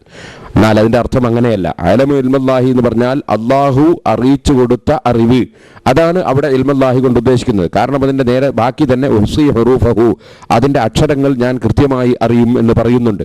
അള്ളാഹു സുബ്ഹാനഹു വ തആല അവതരിപ്പിച്ച ഗ്രന്ഥങ്ങളിലുള്ള അറിവാണ് അതുകൊണ്ട് ഉദ്ദേശമെന്ന് വ്യക്തമാണ്. കാരണം അള്ളാഹുവിന്റെ ഇൽമിന് അക്ഷരമില്ല. അപ്പൊ അക്ഷരം എനിക്ക് വ്യക്തമായി അറിയുമെന്ന് പറയുമ്പോൾ തന്നെ അക്ഷരത്തിലൂടെ പഠിപ്പിക്കപ്പെട്ട ഇൽമാണ് അതുകൊണ്ട് ഉദ്ദേശിച്ചത് എന്ന് വ്യക്തമാണ്. പക്ഷേ അവിടെ അള്ളാഹുവിന്റെ എല്ലാ അറിവും ഞാൻ അറിയും എന്ന് അതിന്റെ അർത്ഥം മാറ്റി പറഞ്ഞുകൊണ്ടാണ് മുഹീദ്ദീൻ ശൈഖ് റളിയല്ലാഹു അൻഹുവിന്റെ മദ്ഹിനെ മൗലവി പരിഹസിക്കുകയും നിസാരപ്പെടുത്തി സംസാരിക്കുകയും ചെയ്തിട്ടുള്ളത്. മറ്റൊന്ന്, മുഹമ്മദ് നബി സല്ലല്ലാഹു അലൈഹി വസല്ലമയുടെ മുടി കൊണ്ട് ബറക്കത്തെടുക്കുന്നവരെ കണിശമായി വിമർശിക്കുകയും അത് ഒരു കൂട്ടം ഭക്തന്മാർ ഇപ്പോഴും അത്തരക്കാരുണ്ടെന്ന് പറഞ്ഞ് വിമർശിക്കുകയും ചെയ്തതാണ് മുജാഹിദിന്റെ ആദ്യകാലത്തിറങ്ങിയ മുജാഹിദുകൾ പുറത്തിറക്കിയ തൗഹീദ് എന്ന പുസ്തകം. മൗലവി സാഹിബ് മുജാഹിദ് ആശയം എന്താണെന്ന് പഠിച്ചില്ല. അദ്ദേഹം പറയുന്നത് ഹദീസിൽ വന്ന ബറക്കത്തിന്റെ ഹദീസുകളൊന്നും അവർ നിഷേധിക്കുന്നില്ല, അതൊക്കെ തെറ്റിദ്ധരിപ്പിക്കുകയാണല്ലോ എന്നാണ്. മുജാഹിദിന്റെ പുസ്തകങ്ങളെങ്കിലും ഒന്ന് പഠിച്ചിട്ട് വേണം പ്രസംഗിക്കാൻ നടക്കാൻ. മുജാഹിദിന്റെ അൽ മുർഷിദ് എഴുതുന്നത് കാണുക, ഹദീസുകളിൽ ഖുർആനിന്റെ പ്രഖ്യാപനങ്ങൾക്കും സിദ്ധാന്തങ്ങൾക്കും നിരക്കാത്തതും ഖുർആൻ വിശേഷിപ്പിക്കുന്ന യുക്തിചിന്തയിൽ ഒതുങ്ങാത്തതുമായ പലതും എങ്ങനെയോ കൂടിയിട്ടുണ്ടല്ലോ. സഹീഹുൽ ബുഖാരിയിലും മുസ്ലിമിലുമൊക്കെ യുക്തിചിന്തക്ക് അതീതമായ പലതും കടന്നുകൂടി എന്നാണ് മുജാഹിദിന്റെ അൽ മുർഷിദ് പറയുന്നത്. എന്നിട്ട് മൗലവി സാഹിബ് എന്നെ വിമർശിച്ചല്ലോ, അദ്ദേഹത്തിന്റെ താടിയെ കുറ്റം പറഞ്ഞുകൊണ്ട് അൽ മുർഷിദിൽ എഴുതുന്നത് നോക്കുക. താടി വളർത്തി കാടു കെട്ടി വികൃതമാക്കുമ്പോൾ അത് വെട്ടി ഭംഗിയാക്കുന്നത് സുന്നത്തിന് വിരുദ്ധമാണെന്ന് വിശ്വസിക്കുന്നവരുണ്ടല്ലോ. ഇത് പറഞ്ഞതിന് ശേഷം മൗലവിയെ പോലുള്ളവയാണ് ഈ അൽ മുർഷിദ് ആക്ഷേപിക്കുന്നത്.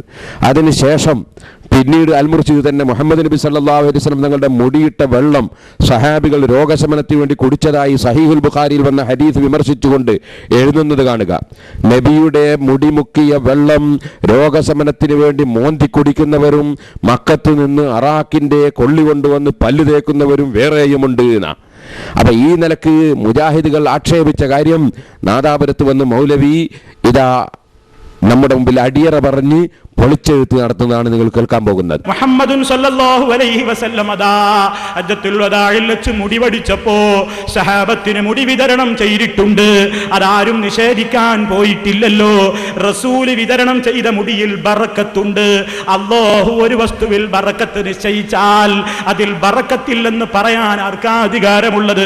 റസൂൽ സല്ലല്ലാഹു അലൈഹി വസല്ലം മുടി വിതരണം ചെയ്തിട്ടുണ്ടെങ്കിൽ അത് അല്ലാഹു അതിൽ ബറക്കത്ത് നിശ്ചയിച്ചിട്ടുള്ളതാണെങ്കിൽ അതിൽ ബറക്കത്ത് അവിടുത്തെ വിയർപ്പെടുത്ത് ഉപയോഗിച്ചിട്ടുണ്ട്, അവിടുന്ന് ധരിച്ച വസ്ത്രം എടുത്തുപയോഗിച്ചിട്ടുണ്ട്, അവിടുന്ന് ഉതുവെടുക്കുന്ന വെള്ളത്തിന് വേണ്ടി സഹാബിമാര് തിരക്ക് കൂട്ടിയിട്ടുണ്ട്.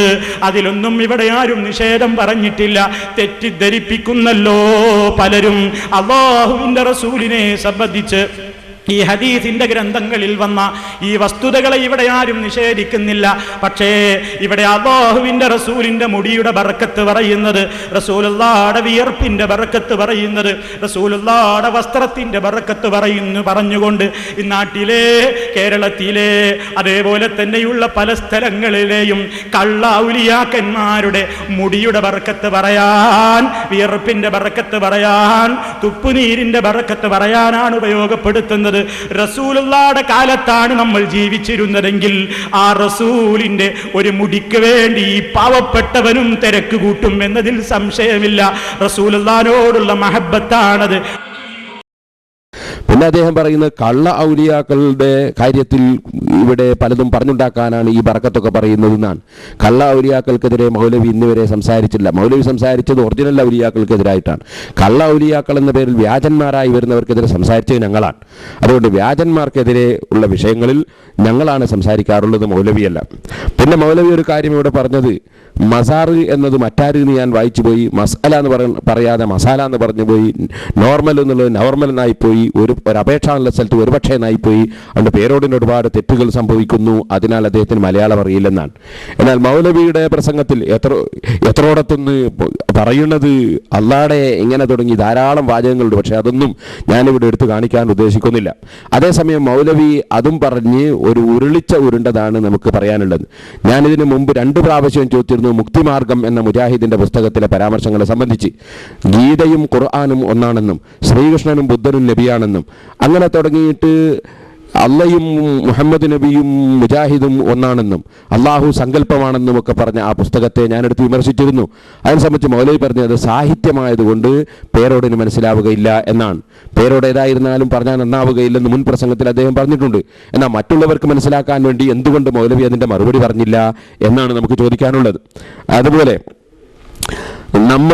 നമ്മുടെ പത്രങ്ങളിൽ വരുന്ന പരസ്യങ്ങൾ, ആ പരസ്യങ്ങൾ ഞാനോ കാന്തപുരം ഉസ്താദമോ പരിശോധിച്ചല്ല കൊടുക്കുന്നതെന്ന് ഞാൻ പറഞ്ഞിരുന്നു. മൗലവി ചോദിക്കുന്നത് നിങ്ങളുടെ പത്രത്തിൽ വരുന്ന ലേഖനങ്ങൾക്ക് പിന്നെ എന്ത് വിലയെന്താണ്? ലേഖനവും പരസ്യവും തമ്മിലുള്ള വ്യത്യാസം പോലും മനസ്സിലാക്കാൻ കഴിയാത്ത ഈ മൗലവി മതത്തിൻ്റെ കാര്യം പറഞ്ഞാൽ അതിൻ്റെ അർത്ഥം എന്തായിരിക്കും? ഏതെങ്കിലും ഒരു ജ്വല്ലറിയുടെ പരസ്യം പത്രത്തിൽ വന്നാൽ ആ പത്രം വായിക്കുന്ന ആൾ ആ ജ്വല്ലറിയിൽ പോയി പൊന്ന് വാങ്ങിയിട്ട് പൊന്നിൽ എന്തെങ്കിലും തകരാറുണ്ടെങ്കിൽ ആരെങ്കിലും പത്രം ഓഫീസിലേക്ക് പോകാറുണ്ടോ? പരസ്യം ഒന്ന് വേറെ, ലേഖനം ഒന്ന് വേറെ, എഡിറ്റോറിയൽ ഒന്ന് വേറെ. അതേസമയത്ത് എഡിറ്റോറിയലിൽ തന്നെ പത്രാധിപരെഴുതുന്ന പത്രാധിപക്കുറിപ്പിൽ തന്നെ ശിർക്ക് എഴുതിയതിൻ്റെ പേരിൽ മറ്റേ മുജാഹിദ് ഇവരെ കാഫിറാക്കിയിരിക്കുകയാണ്. അത് നിങ്ങൾ കേട്ടു കാണും. മറ്റൊരു കാര്യം, അള്ളാഹുവിന്റെ അപാരമായ അനുഗ്രഹമായ ജലത്തെ പറ്റി വാരികയിൽ എഴുതിയ ഒരു വാചകം വായിച്ചാൽ മതി ആ എഡിറ്റോറിയലിലെ അപകടം മനസ്സിലാക്കാൻ. ഇനി എന്താ വാചകം കേട്ടോളി. ജലം ജീവന്റെ ആധാരമാണ്, അത് പ്രകൃതിയുടെ വരദാനമാണ്, അത് ഈ ഭൂഗോളത്തിലെ സമസ്ത ജീവജാലങ്ങളുടേതുമാണ്. മൗലവി വാരിക 30/1/2004. ഇങ്ങനെ പ്രകൃതിയുടെ വരദാനമാണ് എന്ന് പറഞ്ഞു. അതുകൊണ്ട് എന്തായി? കാഫിറായി പോയി എന്നാണ്, കുഫ്രിയത്തിലേക്ക് പോയി എന്നാണ് ഈ മടവൂർ വിഭാഗം പറയുന്നത്. എന്നിട്ട് അവര് പറയാണ്, ഇപ്പൊ ഈ മൗലവിമാരെന്ന് പറയുമോ, അത് ഞങ്ങളെ വകയിൽ പറഞ്ഞതല്ല, പിന്നെ അത് വേറെ ഒരു കക്ഷികളുടെ വാചകം ഞങ്ങൾ എടുത്തു ഉദ്ധരിച്ചതാണ്. എങ്ങനെ കേട്ടോളെ. എഡിറ്റോറിയലുകളും ലേഖനങ്ങളും ഗ്രൂപ്പ് കേന്ദ്രങ്ങളിൽ ചർച്ചാ വിഷയമായി പലരും പ്രതിഷേധിച്ചു വായനയും വാരികയും നിർത്തി. ഇത് പ്രശ്നമായതോടെ മൗലവി വാരിക 2004 ഏപ്രിൽ 9 ഒരു തിരുത്തു കൊടുത്തു. രക്ഷപ്പെടാൻ ഒരു വിപുല ശ്രമം നടത്തി. ഇത് തന്നെ 2 മാസം കഴിഞ്ഞിട്ടാണെന്ന് ഓർക്കണം. ഇനി എന്താണ് കേട്ടോളെ. ഒരു വൻ അപാകത എഡിറ്റോറിയൽ ലേഖനത്തിൽ വന്നതിന്റെ പേരിൽ മാപ്പ് ചോദിക്കുമെന്നും അപ്രകാരം തിരുത്തു നൽകുമെന്നും പ്രതീക്ഷിച്ച ഗ്രൂപ്പുകാര് തിരുത്തു വായിച്ചു ഞെട്ടി. എന്താ തിരുത്ത്? ജലം പ്രകൃതിയുടെ വരദാനമാണ് എന്ന മുഖപ്രസംഗം വിചിന്തനത്തിന്റെ അഭിപ്രായമല്ലെന്നും അത് പ്ലാച്ചിമടയിലെ ലോകജല സമ്മേളനത്തിന്റെ പ്രമേയം വിശകലനം ചെയ്യാൻ വേണ്ടി ഉദ്ധരിച്ചതാണെന്നും വാരിക ന്യായീകരിച്ചതാണ് ഗ്രൂപ്പുകാരെ ഒന്നടങ്കം അമ്പരപ്പിച്ചത്. തെറ്റു സമ്മതിക്കാൻ സന്മനസ് കാണിക്കാതിരിക്കുക, നുണകൾ ആവർത്തിച്ച് സത്യമാണെന്ന് തെറ്റിദ്ധരിപ്പിക്കുക, ഇതാണ് മൗലവി ഗ്രൂപ്പിന്റെ തനി സ്വഭാവം എന്ന് വ്യക്തമാക്കുന്നതായിരുന്നു ഈ ന്യായീകരണം. മുഖപ്രസംഗം പത്രത്തിന്റെ അഭിപ്രായമല്ലെന്ന് പറഞ്ഞാൽ ഒന്നുകിൽ മൗലവി വാരികയിൽ ജോലി ചെയ്യുന്നവർക്ക് പത്രപ്രവർത്തനത്തിന്റെ ബാലപാഠം അറിയില്ലെന്ന് വ്യക്തമാകുന്നു. അതല്ലെങ്കിൽ ഇമാതിരി വിഡ്ഢിത്തരങ്ങൾ എഴുന്നള്ളിച്ചാൽ അത് മനസ്സിലാക്കാൻ മാത്രമുള്ള വിവരം വായനക്കാർക്കില്ലെന്ന് വാരികയുടെ തലപ്പത്തുള്ളവർക്കറിയാമെന്ന് വരുന്നു. ഇതിലേതാണ് ശരി? ഇത് മറ്റേ മുജാഹിദ് പറയാം. സംവാദത്തിൽ ഏർപ്പെട്ട സമയത്ത് ഇടമുട്ടത്ത് നിന്ന് ഇദ്ദേഹത്തിൻ്റെ കൂറുകാരൻ സക്കരിയ സലാഹി നമ്മുടെ ഒരു സഖാഫിയുടെ വാചകം കട്ടുവായിച്ചു. ആ കട്ട് വായിച്ചിട്ട് സുജൂദ് ചെയ്യുന്ന ഖബറിന് സുജൂദ് ചെയ്യുന്നത് സൃഷ്ടികൾക്ക് സുജൂദ് ചെയ്യുന്നത് അനുവദനീയമാണെന്ന് സുന്നികൾ വാദിക്കുന്നു എന്ന് അദ്ദേഹം പറഞ്ഞു. ആ പച്ചക്കള്ളം ഞങ്ങൾ അവിടെ വെച്ച് പിടിച്ചു. അത് നിങ്ങൾക്ക് സ്ക്രീനിൽ വെച്ച് കാണിക്കുകയാണ്, നിങ്ങൾക്ക് ആർക്കും മനസ്സിലാക്കാവുന്നതാണ്. ഖബറിന് മാത്രമല്ല സൃഷ്ടികൾക്ക് ആർക്കും സുജൂദ് ചെയ്യാം എന്നിടത്ത് നിങ്ങൾ സക്കാഫികൾ എത്തിത്തുടങ്ങി. അപ്പൊ സക്കാഫത്ത് ബിരുദത്തിന്റെ കോലം എങ്ങനെ ഉണ്ട് എന്ന് നിങ്ങൾ മനസ്സിലാക്കിയാൽ മതി. ഞങ്ങളെ പറ്റി പറഞ്ഞപ്പോ കെ മൗലവിക്കും അറിയില്ല, നിങ്ങളെ ഉസ്താദും അല്ല. ഉസ്താദിന്റെ നിങ്ങളേത് ഉസ്താദ് പഠിപ്പിച്ചതാ? ഏത് ബിരുദം? ഈ ബിരുദം കൊടുക്കുക, ഇയാളുടെ ബിരുദങ്ങൾ പിൻവലിക്കോ? ഇയാളുകളെ തെക്കൻ കേരളത്തിൽ അറിയപ്പെട്ട ഒരാളാ. ഇയാൾ പുസ്തകം എഴുതിയിട്ടുണ്ട്, ഇയാളെ പുസ്തകങ്ങൾ പ്രചരിപ്പിക്കുന്നുണ്ട്. അയാൾ നിഷേധിക്കുന്നത് ഇതിലുണ്ട് ഏതുപോലെ ഇതിലുണ്ട്. ഞാൻ ആ ക്യാമറന് മുമ്പ് കാണിക്കണ് ഏതാന്ന് പറയില്ല, ഞാനും ഏതാന്ന് പറയില്ല. അത് നിങ്ങളാ രാവിലെ പഠിപ്പിച്ചത് നിങ്ങളാ. ഇതിലുണ്ട് ഇല്ലാന്ന് നിഷേധിക്കും. ഞാൻ വായിച്ചതിലില്ലാന്നുണ്ടോ? ഞാൻ വായിച്ചതിലില്ലേ? അതിനപ്പുറണ്ടോ? അത് നിങ്ങളാ തെളിയിക്കേണ്ടത്. അപ്പുറത്തും ഇപ്പുറത്തും എതിരുണ്ടെങ്കിൽ നിങ്ങൾ വായിക്കും, ഞങ്ങളല്ലേ വായിക്കണം. ഇപ്പറഞ്ഞത് അതിലുണ്ടോ? അപ്പുറം വായിക്കണം. അപ്പുറം വായിച്ച നടുവത്ത് ഇല്ലാതാവോ? നടുവത്ത് വായിച്ചിരിക്കും. അതാ നമ്മളെ ചോദ്യം. ഞാൻ ഈ വായിച്ചത് അതിലുണ്ടോ ഇല്ലേ? നിങ്ങൾ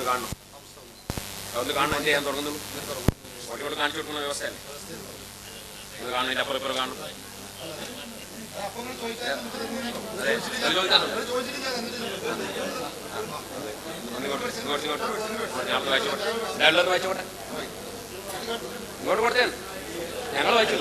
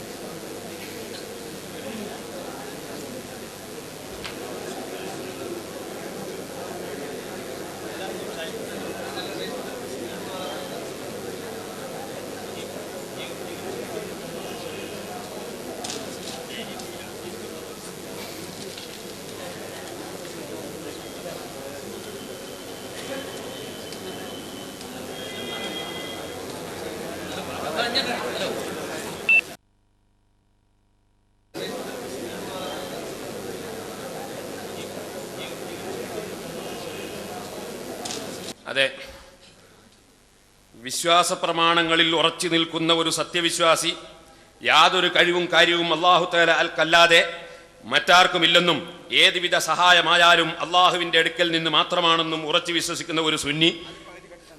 അതെ, നേരത്തെ വായിക്കുമ്പോൾ തീർത്തും വായിച്ചിട്ടില്ല. അതെ, നേരത്തെ വായിക്കുമ്പോൾ തീർത്തും വായിച്ചില്ല. മറ്റൊരാൾക്ക് സുജൂദ് ചെയ്താൽ പോലും അത് ശിർക്കാവുകയില്ല. കർമ്മശാസ്ത്ര വീക്ഷണത്തിൽ അത് ഹറാമായേക്കാം. അതുകൊണ്ടാണല്ലോ അല്ലാഹു തആല ആദം നബിക്ക് സുജൂദ് ചെയ്യുവാൻ മലക്കുകളോട് കൽപ്പിച്ചത്. മലക്കുകളുടെ സുജൂദ് ശിർക്കല്ല. മലക്കുകളുടെ സുജൂദ് ശിർക്കാൻ നിങ്ങൾക്ക് വാദമുണ്ടോ? നിങ്ങൾ ഇങ്ങനെ മൂടി വെച്ച് വായിക്കൽ നിങ്ങൾ സാധാരണ പതിവാണ്, അതുകൊണ്ടാണ് വാങ്ങിയത്. അപ്പോ മലക്കുകൾക്ക് ആദം നബി അലൈഹിസ്സലാം മലക്കുകള് ആദം നബിക്ക് സുജൂദ് ചെയ്ത് ശിർക്കല്ല. ഇതിലാർക്കാണ് തർക്കം? പിന്നെ ഞങ്ങളെ കൂട്ടത്തിൽ നിന്ന് കാദിയാനിക്ക് പോകുന്നു. ചേകനൂർ എങ്ങനെയാ പോയെന്നറിയാം നിങ്ങള്? അതെ, പൂനൂർ അബൂബക്കർ മൗലവി എങ്ങനെയാ പോയത്? കാദിയാനിക്ക് പോയത് മുജാഹിദ് എന്നല്ലേ? ഞങ്ങളെ കൂട്ടത്തിൽ നിന്ന് ആദ്യം മുജാഹിദ് ആകുക, പിന്നെ കാദിയാനി ആകുക, പിന്നെ ചേകനൂരാകുക. പിഴച്ച് ഇങ്ങനെ പോകലല്ലേ? അപ്പൊ നിങ്ങൾ ഇനി എന്താകുക ആർക്കറിയാ? അതിങ്ങനെ പോകലല്ലേ? അത് എല്ലാവരും പിഴച്ചു പോലെ അങ്ങനെ തന്നെയാണ്. ഇനി ഇത് തന്നെയാണ് ഉമർ മൗലവിയും എഴുതിയത്. സുജൂദിന്റെ രൂപത്തിൽ കിടക്കുന്ന കണ്ടാൽ മുശ്രിക്കാണെന്ന് പെട്ടെന്ന് പറയരുത് എന്ന് പറഞ്ഞ ഉടനെ അയാൾ പറയുന്നത് വിഗ്രഹത്തിന്. നേരത്തെ പറഞ്ഞ ആൾക്കാ, ഇത് വിഗ്രഹത്തിനാ. ഉമർ മൗലവി പറഞ്ഞ വിഗ്രഹത്തിന് സുജൂദാ, മറ്റത് മലക്കിനാ. അത് നബി ആൾക്കാണ്. ആൾക്ക് സുജൂദിനെ പറ്റി അവിടെ പറഞ്ഞു തന്നെ. ഇത് വിഗ്രഹത്തിനാ മൗലവി പറയുന്നത്. എന്നിട്ട് നോക്കൂ, പറയാണ് വിഗ്രഹത്തിന് സുജൂദായിട്ടു തന്നെയാണോ അങ്ങനെ കിടന്നത്, അഥവാ വേറെ വല്ല നിലയിലോ എന്ന് ഒരു അന്വേഷണം നടത്തേണ്ടതാണ്. ഒരു കമ്മീഷനെ നിശ്ചയിക്കണം. എന്തിന്? സുജൂദിന്റെ രൂപത്തിൽ കിടക്കുന്നത് കണ്ട. സുജൂദിന്റെ രൂപത്തിൽ കിടക്കല കുമ്പിടലല്ലേ? കിടന്നാ സുജൂദാ? അങ്ങനല്ല നമ്മള് അല്ല, അതാണ് അതുവരെ എന്താണ് പറഞ്ഞത് എന്നുള്ളത് കൃത്യമായിട്ട് ഇവിടുന്ന് വായിക്കണം. രണ്ട് ബുക്കിലുള്ളതും കൃത്യമായിട്ട് വായിച്ചിട്ട് കാര്യങ്ങൾ പറയണം.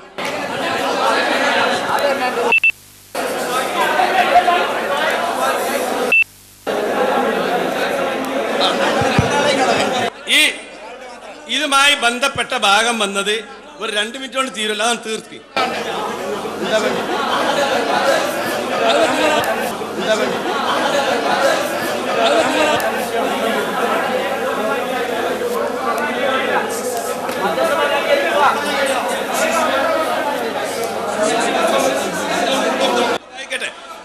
ഒന്ന് ഇരിക്കേ. ഇതുമായി ബന്ധപ്പെട്ട കാര്യങ്ങൾ എന്താണെന്ന് നോക്കിയിട്ട് അത് വായിക്കട്ടെ. നമ്മൾ ഏതാണെങ്കിലും ഒരു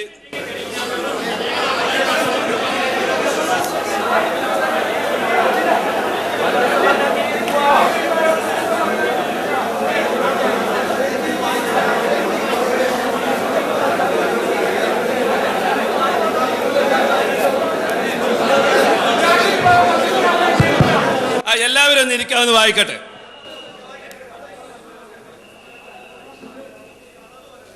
എന്റെ സമയമാണ്. ആളുകൾ ശ്രദ്ധിക്കാൻ അവസരം കൊടുക്കണം. സമയം തരും. ഈ ലേഖനം ആദ്യം മുതൽ അവസാനം വരെ നിങ്ങൾ വായിച്ചോളി. എനിക്കത് വായിക്കേണ്ട ആവശ്യമില്ല. നിങ്ങളെ ലേഖനം മുഴുവൻ വായിക്കാൻ എൻ്റെ പണി.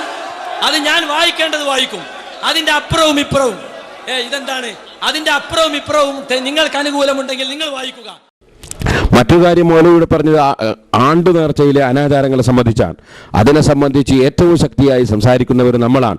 ഖബറിനടുക്കൽ സുജൂദ് ചെയ്യുന്നതിനെ സംബന്ധിച്ചും ഖബറിനടുക്കൽ വേണ്ടാത്ത മുട്ടും പാട്ടും മറ്റു കാര്യങ്ങളും നിർത്തുന്നതിനെ സംബന്ധിച്ച് ഒരുപാട് സ്റ്റേജുകളിൽ ഞാൻ പറഞ്ഞിട്ടുണ്ട്. അതിൽ ചില വാചകങ്ങൾ ചില സ്റ്റേജുകളിൽ പറഞ്ഞത് ഞാൻ ഇവിടെയും നിങ്ങൾക്ക് കേൾപ്പിക്കുകയാണ്. അല്ലാഹുവിന്റെ ഔലിയാക്കളുടെ ജാറങ്ങളിൽ വിവരം കെട്ട കമ്മറ്റിക്കാര് നടത്തുന്ന തോന്നിവാസങ്ങളില്ലേ, അവിടെ ഹറാമായ വാദ്യമേളങ്ങൾ മുട്ടുന്നു.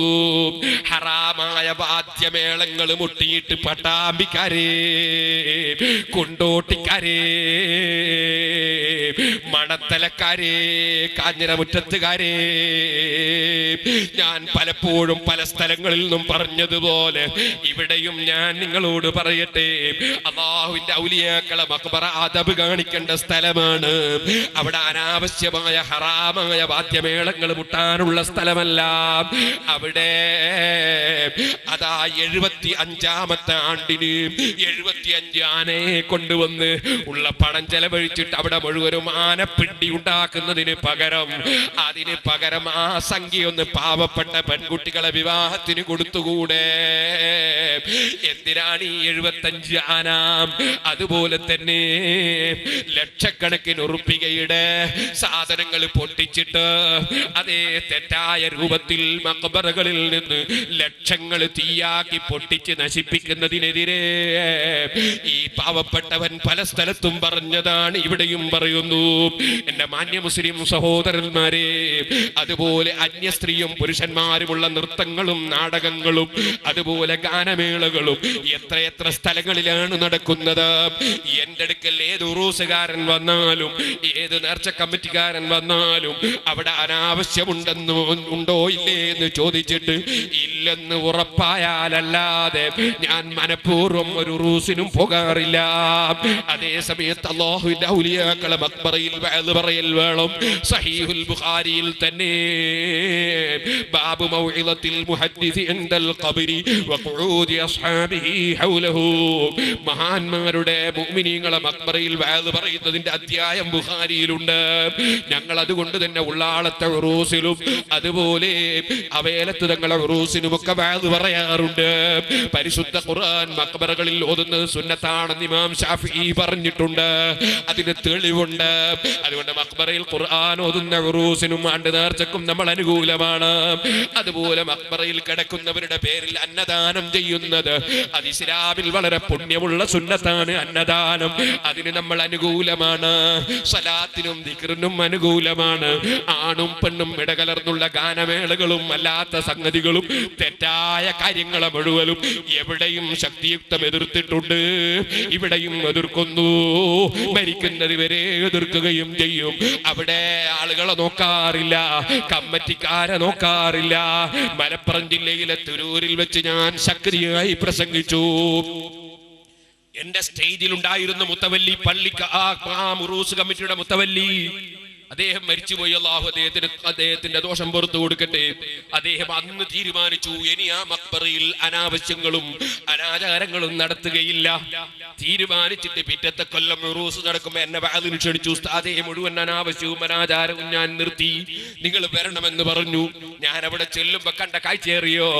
വഅദ് പറഞ്ഞ് ഇറങ്ങുമ്പോഴതാ ഒരു കൂട്ടര് ഈ മഖ്ബറ ഭരിക്കുന്ന മുത്തവല്ലി അനാചാരം നിർത്തിയപ്പോ ഒരു കൂട്ടരതാ മുട്ടിപ്പാടിയിട്ട് ഇങ്ങനെ പോകുന്നു. ഞാൻ ചോദിച്ചത് ആരാണ്? ഇപ്പൊ പറഞ്ഞ അവിടുത്തെ മുജാഹിദീങ്ങൾ സംഘടിപ്പിച്ചതാണ്. അതെന്തിനാണ്? അതിവിടെ മുമ്പേ നടക്കുന്നതാണ്, മുട്ടും പാട്ടും. അത് നിർത്തിയാ പറ്റൂല. അത് മുജാഹിദിന് വാശിയാണ്. ഇന്നാലില്ല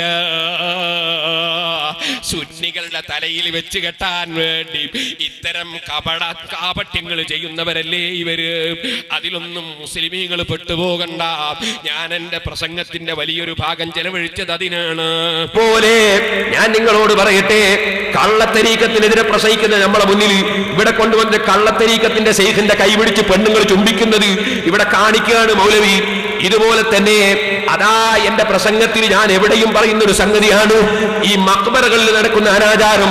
കുറെ വേണ്ടാത്ത മുട്ടും ഹറാമായ മുട്ടും പാട്ടും അതുപോലെ തന്നെ കുറെ വാദ്യമേളങ്ങളും ഗാനമേളകളും നൃത്തങ്ങളും തോന്നിവാസങ്ങളും മഖ്ബറകളിൽ നടത്തുന്നതിനെ ഞാൻ എത്ര പ്രസംഗം നടത്തി. തിരൂരിൽ വെച്ച് പ്രസംഗിച്ച് അൽഹംദുലില്ലാഹ് മാറ്റിച്ചു, പല സ്ഥലങ്ങളിലും മാറ്റിച്ചു. എന്നാൽ ഞാൻ നിങ്ങളോട് പറയട്ടെ, അക്കൂട്ടത്തിൽ കഴിഞ്ഞ പ്രസംഗത്തിൽ ഞാൻ MA ഉസ്താദിന്റെ വളരെ കാലം മുമ്പുള്ള ഒരു ലേഖനം എടുത്ത് വായിച്ചു. അതിൽ പഴയ ഒരു ലേഖനമാണ്. അതിൽ അനാചാരത്തിന് മഖ്ബറയിലെ അനാചാരത്തിനെതിരാണ്. അവിടെ മസാർ എന്ന സ്ഥലത്ത് ഞാൻ മറ്റാരിന്ന് വായിച്ചു പോയി വലിയൊരു സബീൽ മുമിക്കാത്ത് പറഞ്ഞത്. വളരെ പഴയൊരു സാധനം, വായിക്കാൻ കിട്ടാത്തൊരു സാധനം. ആ സാധനം വായിക്കുമ്പോൾ എന്റെ മസാർ എന്നുള്ള സ്ഥലത്ത് മറ്റാരിന്ന് വായിച്ചു പോയത് വലിയൊരു തെറ്റായി പോയി പോലും. എന്നാൽ നിങ്ങൾ മനസ്സിലാക്കണം, ഇവിടെ ഇത്രയും കൂടുതൽ ഖബറിന്റെ അടുക്കൽ മഖ്ബറകളിൽ അജ്മീറിലും നാഹൂറിലും അതുപോലെ അതേ ഇബ്രാഹിം ബാദശാ തങ്ങളുടെ ഏർവാടിയിലും പല സ്ഥലങ്ങളിലും നൂറുകണക്കിന് അനാചാരം നടക്കുന്നുണ്ട്. പലരും പോയി സുജൂദ് ചെയ്യുന്നുണ്ട്, പലരും തോന്നിവാസം ചെയ്യുന്നുണ്ട്. അതിനെതിരെ ശക്തിയായി പ്രസംഗിക്കുന്ന എന്നെ ഗണ്ണിക്കാൻ വന്ന മൗലവി ഇവിടെ ചെയ്ത തോന്നിവാസമാണ് ഞാൻ പറയുന്നത്.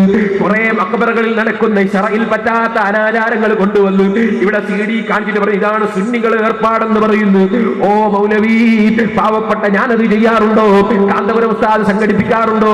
ഞങ്ങൾ അവേലത്ത് തങ്ങളെ ഉറൂസ് നടത്തുന്നത് നിങ്ങളൊന്ന് വന്നു നോക്ക്. ഞങ്ങൾ അവിടെ വഅദ് പറയുന്നു, ഞങ്ങൾ ഖുർആൻ ഓതുന്നു, അന്നദാനം നടത്തുന്നു. അത്തരം സൽക്കർമ്മങ്ങളല്ലാതെ നിങ്ങൾ പറഞ്ഞ തോന്നിവാസങ്ങൾ ഞങ്ങൾ അനുകൂലിക്കുന്നുണ്ടോ?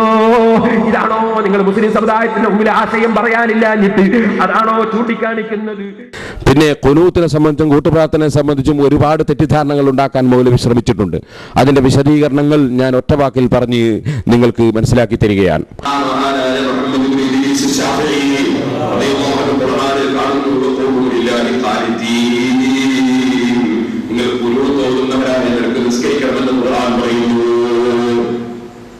ഷാഫി ഇമാം റളിയല്ലാഹു അൻഹു ഈ ആയത്തിന്റെ തഫ്സീർ മനസ്സിലാക്കാൻ നേരിൽ കാണുന്നത് ആരെയാണ്? ഈ ആയത്ത് ശരിക്കും മനസ്സിലാക്കിയത് ബഹുമാനപ്പെട്ട സഹാബികളാണ്. ആ സഹാബികളിൽ നിന്ന് അതാ ഈ ആയത്ത് മനസ്സിലാക്കിയ താബീകളാണ്. ആ താബീകളിൽ നിന്ന് തീരുമാനിച്ചവരാണ് ഉസ്താദായ ഇമാം മാലിക് റളിയല്ലാഹു അൻഹു, അതുപോലെ ബഹുമാനപ്പെട്ട സുഫിയാൻ ഇബ്നു ഉയൈന റളിയല്ലാഹു അൻഹു. ശാഫിഈ ഇമാമിന്റെ മക്കയിലെ ഉസ്താദാണ് സുഫിയാൻ ഇബ്നു ഉയൈന, മദീനയിലെ ഉസ്താദാണ് ഇമാം മാലിക്. ഈ മഹാന്മാരൊക്കെ മക്കയിലും മദീനയിലും ദർസ് നടത്തുന്ന കാലത്ത്, ഇൽമു പറയുന്ന കാലത്ത് അവിടെ പഠിച്ച മഹാനായ ഇമാം ഷാഫി മക്കയിൽ ചില ആളുകൾ സുബഹിക്ക് ഉളൂ തോന്നുന്നത് കാണുന്നത്, ചില ആളുകൾ മദീനയിലും സുബഹിക്ക് ഉളൂ തോന്നുന്നത് കാണുന്നത്, ചില ആളുകൾ വിത്ർ നിസ്കാരത്തിൽ ഉളൂ തോന്നുന്നത് കാണുന്നത്. അപ്പൊ ഇമാം ഷാഫി റളിയല്ലാഹു ചിന്തിക്കുന്നു, ഉളൂ എപ്പോഴാ ഓതേണ്ടത്? അപ്പൊ ഖുർആനിൽ ഉളൂ ഓതി നിസ്കരിക്കണമെന്ന് ഖുർആൻ പഠിപ്പിച്ചിട്ടുണ്ട്. അത് വിത്റിലോന്നവരെയും കാണുന്നുണ്ട്, സുബഹിലോന്നവരെയും കാണുന്നുണ്ട്. എപ്പോഴാണ് ഓതേണ്ടതെന്ന് ചിന്തിക്കുന്നു. അങ്ങനെ ചിന്തിച്ചപ്പോൾ ഇമാം ഷാഫി റളിയല്ലാഹു അൻഹു ധാരാളം പ്രബലമായ തെളിവുകൾ നബി സല്ലല്ലാഹു അലൈഹി വസല്ലം തങ്ങളിൽ നിന്നും അതുപോലെ ബഹുമാനപ്പെട്ട സഹാബത്തിൽ നിന്നും മഹാനവർക്ക് ലഭിക്കുന്നു. സുബഹിയിൽ ഖുനൂത്ത് ഓതണം, വിത്റിൽ ഖുനൂത്ത് വേണം, പക്ഷേ അത് റമദാൻ മാസം 15-ന് ശേഷമുള്ള വിത്റിൽ മതി. അങ്ങനെ ഇമാം ഷാഫി റളിയല്ലാഹു അൻഹു ഖുനൂത്ത് സുബഹിയിൽ സുന്നത്താണെന്ന് രേഖപ്പെടുത്തി. അഥവാ ഖുനൂത്ത് വിട്ടുപോയാൽ 2 സുജൂദ് സഹ്വിന്റേത് ചെയ്യണമെന്നും ഇമാം ഷാഫി റളിയല്ലാഹു അൻഹു പഠിപ്പിച്ചു. അതനുസരിച്ച് നമ്മുടെ കേരളത്തിൽ അതുപോലെ ഷാഫി ഇമാം റളിയല്ലാഹു അൻഹു സ്വീകരിക്കുന്ന എല്ലാ സ്ഥലങ്ങളിലും സുബഹിക്ക് ഖുനൂത്ത് ഓതുന്നു. നാദാവർക്ക് വന്നിട്ട് മൗലവി ചോദിക്കാൻ, ഖുനൂത്ത് മക്കയിലും മദീനയിലും ഉണ്ടോ മുസ്ലിയാരെ? ഞാൻ പറഞ്ഞു ഉണ്ട്. അത് വിത്ർ നിസ്കാരത്തിലാണ് അവിടെ ഓതുന്നത്. കാരണം അവരെ ഹബ്ബലി മദ്ഹബുകാരാണ്. ഹബ്ബലി മദ്ഹബിൽ ഖുനൂത്ത് അതാ വിത്ർ നിസ്കാരത്തിലാണ്. ഇവിടെ നിങ്ങൾ മനസ്സിലാക്കണം, ബഹുമാനപ്പെട്ട സഹാബികളെ കൂട്ടത്തിൽ വിത്റിൽ ഖുനൂത്ത് ഓതിയവരും ഉണ്ട്, സുബഹിയിൽ ഖുനൂത്ത് ഓതിയവരും ഉണ്ട്. സഹാബത്ത് എന്താണോ ദീനായി പഠിപ്പിച്ചത് അതാണ് 4 മദ്ഹബും പകർത്തി തന്നത്. സഹാബത്ത് പഠിപ്പിച്ചതിന്റെ പകർപ്പാണ് മദ്ഹബ്. അതുകൊണ്ട് തന്നെ 4 മദ്ഹബിൽ സുബഹിയിൽ ഖുനൂത്ത് ഓതണം എന്ന് പറഞ്ഞവരും ഉണ്ട്, വിത്റിൽ ഖുനൂത്ത് ഓതണം എന്ന് പറഞ്ഞവരുമുണ്ട്. ഇമാം അബൂ ഹനീഫ റളിയല്ലാഹു അൻഹു വിത്റിൽ ഖുനൂത്ത് ഓതണം എന്ന് പറഞ്ഞ പണ്ഡിതനാണ്. ഇമാം അഹ്മദ് ഇബ്നു ഹംബൽ റളിയല്ലാഹു അൻഹു വിത്റിൽ ഖുനൂത്ത് ഓതണം എന്ന് പറഞ്ഞ പണ്ഡിതനാണ്. ഇമാം ശാഫിഈ റളിയല്ലാഹു അൻഹു മാലിക് റളിയല്ലാഹു അൻഹു സുബഹിയിൽ ഖുനൂത്ത് ഓതണം എന്ന് പറഞ്ഞ പണ്ഡിതന്മാരാണ്.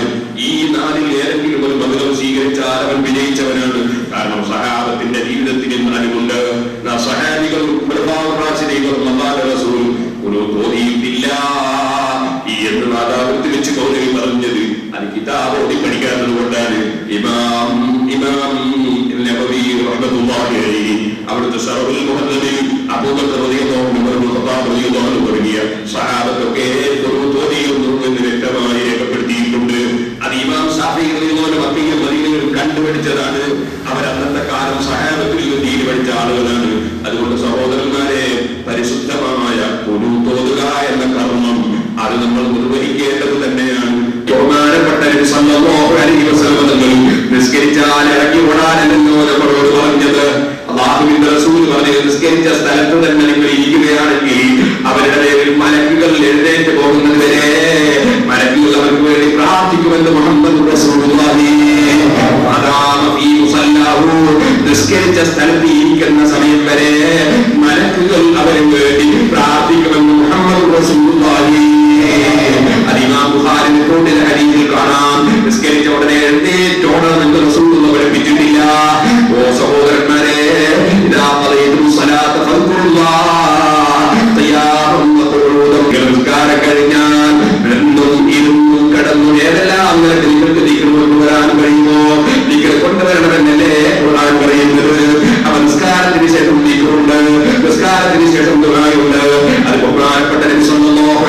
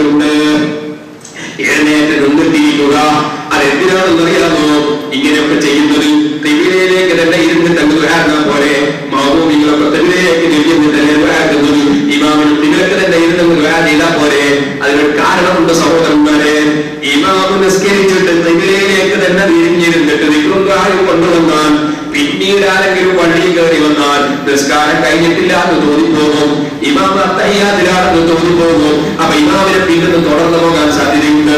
അതുകൊണ്ടാണ് ഇമാം ശാഫിഈ റളിയല്ലാഹു അൻഹു പണ്ഡിതന്മാർ വിവരിച്ചത്, ഇമാം നിസ്കാരം കഴിഞ്ഞ ഉടനെ ഒന്ന് എഴുന്നേറ്റ് നിന്നിട്ട് അവിടെ ഇരിക്കുന്നതോ, അല്ലെങ്കിൽ ഏറ്റവും നല്ല രൂപം വലതുഭാഗം മഹ്മൂമികളിലേക്കും വലതുഭാഗം നിലയിലേക്കുമാക്കി ഒന്ന് തിരിഞ്ഞിരിക്കുകയോ ചെയ്യട്ടെ, എന്നിട്ടായിരുന്ന സ്ഥലത്ത് വെച്ച് പ്രാർത്ഥനയും നിങ്ങൾ കൊണ്ടുവരട്ടെ. അങ്ങനെ കൊണ്ടുവരുമ്പോൾ ഇമാമിന്റെ ദുആ കേൾക്കുന്ന മഹ്മൂമികൾ ആമീൻ പറയുന്ന സുന്നത്താണെന്ന് ഒക്കെ നന്നായി പഠിച്ച ഇബ്രാഹിം ശിഷ്യന് കൂടിയായ ബഹുമാനപ്പെട്ട സയ്യിദ് മഖ്ദൂം പറയുന്നു. അതേസമയത്ത് എഴുന്നേറ്റ് നിന്നിട്ടിരിക്കുകയുമാകാം, അതേ തിരിഞ്ഞിരിക്കുകയുമാകാം. ചില പണ്ഡിതന്മാർ നിന്നുകൊണ്ട് തന്നെ ഇമാമിന് പ്രാർത്ഥിക്കാമെന്ന് പറഞ്ഞവരുണ്ട്. നിസ്കാരത്തിന് ശേഷം കൂട്ടുപ്രാർത്ഥന വേണ്ട എന്ന് പണ്ഡിതനും പറഞ്ഞിട്ടില്ല. പണ്ഡിതന്മാർ പറഞ്ഞതൊക്കെയും പ്രാർത്ഥന വേണമെന്ന് തന്നെയാണ്, കൂട്ടുപ്രാർത്ഥന പുണ്യമുള്ളതാണെന്ന് തന്നെയാണ്. കൂട്ടുപ്രാർത്ഥനക്ക് അല്ലാഹു ഉത്തരം കൊടുക്കുമെന്ന് പ്രത്യേകം ഇമാം ഹാക്കിം റിപ്പോർട്ടിൽ ഹദീസിൽ പഠിപ്പിച്ചതാണ്. അല്ലാഹുവിന്റെ റസൂൽ കൂട്ടായ പ്രാർത്ഥന നടത്തിയതാണ്. അതേ സമയത്ത് ആ കൂട്ടായ പ്രാർത്ഥനയിൽ ബഹുവചനം തന്നെ കൊണ്ടുവന്നതാണ്. ഞാൻ ആമീൻ പറയണമെന്ന് കൽപ്പിച്ചിട്ടുള്ളതുമാണ്. അതുകൊണ്ട് കൂട്ടുപ്രാർത്ഥന നടക്കുന്ന സദസ്സുകളിൽ ഇരുന്ന് കൂട്ടുപ്രാർത്ഥന കഴിഞ്ഞിട്ടേ കഴിയുന്നതും പോകാം എന്ന് ഞാൻ പ്രത്യേകമായി മുസ്ലിങ്ങളോട് ഉണർത്തുകയാണ്. മറ്റുള്ള വാചകങ്ങളെല്ലാം പലരും തെറ്റിദ്ധരിപ്പിക്കുകയാണ്. കിതാബ് അറിയാത്ത ചില കിതാബിന്റെ വാചകങ്ങളുടെ അർത്ഥം മനസ്സിലാകാതെ എഴുന്നേറ്റ് പോകലാണ് നല്ലതെന്നുണ്ട്, എഴുന്നേറ്റ് പോകലാണ് നല്ലതെന്നുണ്ടെന്ന് പറയുന്നത് പച്ചക്കള്ളമാണ്. വാസ്തവത്തിൽ പറഞ്ഞത് ഇമാം മാറി ഇരുന്നിട്ട് അവിടെ വെച്ച് നിൽക്കുക എന്നർത്ഥമെന്നാണ്. അത് മനുഷ്യന്മാരെ പറ്റിക്കാൻ വേണ്ടി എഴുന്നേറ്റ് പോകണമെന്ന് പറയുന്നത് ശരിയല്ല. മറ്റൊരു കാര്യം ഒരു കൊട്ട തട്ടിയ സംഭവമാണ്. ആ കൊട്ട തട്ടിയ സംഭവം ബഹുമാനപ്പെട്ട ശൈഖുന കാന്തപുരം ഉസ്താദ് അംഗീകരിക്കുന്ന മൊഹീദ്ദീൻ മാലയിലെന്ന് പച്ചക്കള്ളം പറഞ്ഞ മൗലവിയെ ഞാൻ പിടികൂടിയതായിരുന്നു. അതിൽ ഇന്നേ വരെ കാന്തപുരം ഉസ്താദ് അംഗീകരിച്ചു എന്നതിന് ഒരു തെളിവും ഉദ്ധരിക്കാൻ കഴിഞ്ഞിട്ടില്ല. കൊട്ട തട്ടിയ സംഭവം ബഹുമാനപ്പെട്ട ഇസ്മായിൽ ഉസ്താദ് അവറുകളും അംഗീകരിച്ചിട്ടില്ല എന്ന് നിങ്ങൾക്ക് അദ്ദേഹത്തിൻ്റെ മഹാനവറുകളുടെ പുസ്തകം നോക്കിയാൽ കാണാവുന്നതാണ്. ആരുടെയോ സൃഷ്ടിയാണെന്നാണ് മഹാനവറുകൾ അതിനെ സംബന്ധിച്ച് പറഞ്ഞിട്ടുള്ളത്. പിന്നെ മൗലവി സാഹിബ് അള്ളാഹുവിനെ പോലെ കാണുമെന്ന് നമ്മൾ എഴുതിയിട്ടുണ്ടെന്ന് ഒരു ആരോപണം പറഞ്ഞിരുന്നു. അത് ഇല്ലെന്ന് ഞാൻ കഴിഞ്ഞ പ്രാവശ്യം തെളിയിച്ചതാണ്. ഇപ്പോഴും അതേ ആരോപണം ഉന്നയിക്കുക എന്നല്ലാതെ ഞാൻ പറഞ്ഞതിനെ സംബന്ധിച്ചൊരു വിശദീകരണവും നൽകാൻ മൗലവിക്ക് സാധിച്ചിട്ടില്ല. ഇത്തരം കാര്യങ്ങളെല്ലാം ഈ സമയത്ത് ഞാൻ നിങ്ങളെ ഓർമ്മപ്പെടുത്തുകയാണ്.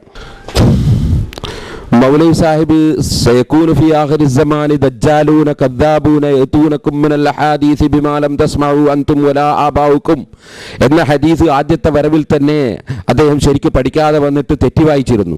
ഞാനത് ചൂണ്ടിക്കാണിച്ചപ്പോൾ, അതുപോലെ അദ്ദേഹം അതിന് ദുർവ്യാഖ്യാനം ചെയ്തിരുന്നു. ഞാനത് ചൂണ്ടിക്കാണിച്ചപ്പോൾ അതൊരു നാക്കിൽ പിഴയാണ് എന്നാണ് മൗലവി പറഞ്ഞത്. വാസ്തവത്തിൽ നാക്കിൽ പിഴയല്ല, മൗലവിയുടെ പഠനത്തിലുള്ള പിഴവായിരുന്നു, തെറ്റായിരുന്നു. അദ്ദേഹത്തിന് ഹദീസ് അറിയാത്തതുണ്ടായിരുന്നു എന്ന് ആർക്കും വ്യക്തമാവും. കാരണം നാദാപുരത്ത് വെച്ച് പ്രസംഗിക്കുമ്പോൾ ആ ഹദീസ് തെറ്റിച്ച് ഓതിയ അതേ മൗലവി ബഹ്റൈനിൽ വെച്ച് ഓതിയപ്പോഴും ഓതിയത് അങ്ങനെ തന്നെയാണ്. ആ ഭാഗം ബഹ്റൈനിൽ പ്രസംഗത്തിൽ ഞാൻ നിങ്ങൾക്ക് കേൾപ്പിക്കുകയാണ്.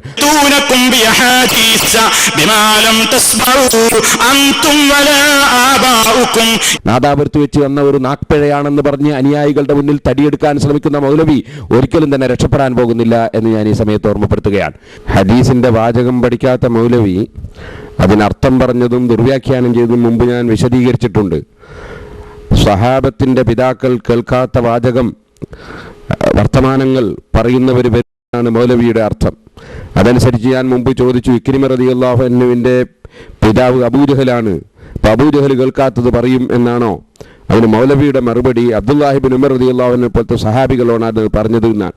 ഞാൻ മൗലവി ആ ഹദീസിന്റെ അവസാനത്തെ ഭാഗം ഇയ്യാക്കും ഇയ്യാഹും, അവരെ നിങ്ങൾ സൂക്ഷിക്കണം, അവർ ലായുലില്ലൂനക്കും വലായഫ്തിനൂനക്കും, അവർ നിങ്ങളെ പിഴപ്പിച്ച് കളയരുത്, ഫിത്നയാക്കി കളയരുത് എന്നുണ്ടല്ലോ.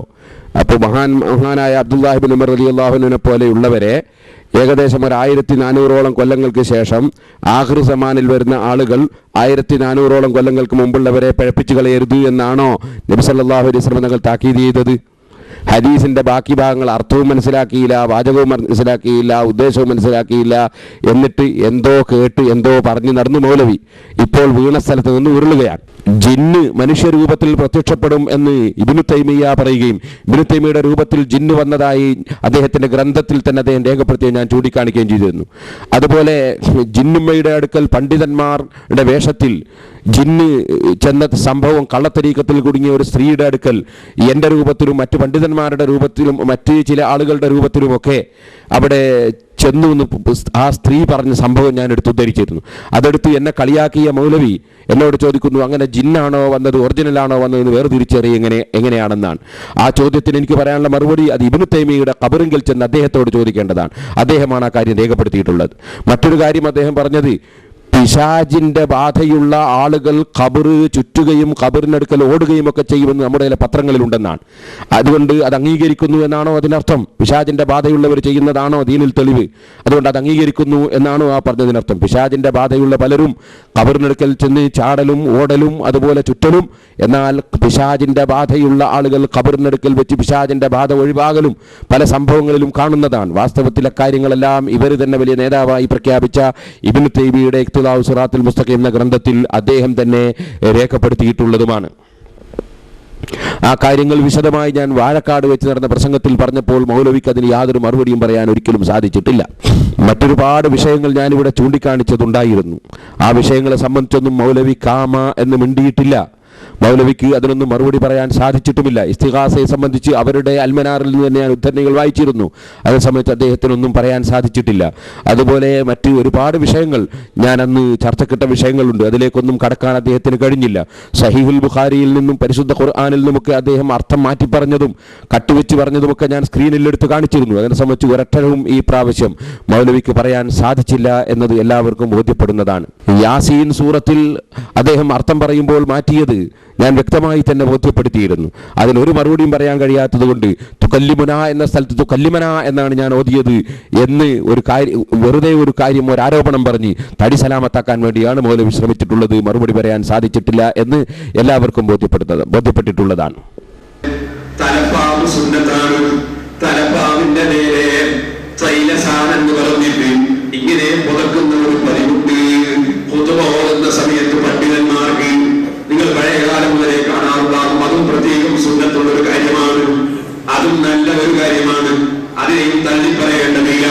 തലമറക്കാതെ സ്റ്റേജുകളും മിമ്പറുകളും കയറിയിട്ട് ഇമാമത്ത് നിന്നവരെ ഞാൻ ആക്ഷേപിച്ച് സംസാരിച്ചപ്പോ അദ്ദേഹം തന്നെ വിദേശത്ത് നിന്ന് തല മറച്ച് തൊപ്പിയിട്ട് തല മറച്ചത് ഞാൻ കാണിച്ചപ്പോ നാദാപുരത്ത് എന്ത് ചെയ്തു? ഞാൻ ഒരിക്കൽ പ്രസംഗിക്കുമ്പോ തലയക്കെട്ടിന്റെ മേലെ ഇങ്ങനെ ഒരു തൈലസാനം കൂടി പുറത്തെ ഒരു ചിത്രം കൊണ്ടുവന്ന് നാലാമത് കാണിച്ചിട്ട് പറഞ്ഞു ഇത് അമ്മൂമ്മയാണെന്ന് പറഞ്ഞു. വാസ്തവത്തിൽ എല്ലാ വിപ്പറുകളും കയറുമ്പോ ഹബീമാരും പുറത്തും കൂടി ഇങ്ങനെ പുറത്ത് കയറികൾ കാണാറുണ്ടാകും. അത് സുന്നത്താണ്, നല്ലതാണ്. പക്ഷേ നമുക്ക് പലപ്പോഴും പല പരിപാടികളിൽ പുറപ്പെടുമ്പോ ഇതുകൊണ്ട് പ്രയാസമാകുന്നതുകൊണ്ട് ഒഴിവാക്കുന്നു എന്നേ ഉള്ളൂ. എപ്പോഴും അത് സുന്നത്താണ്.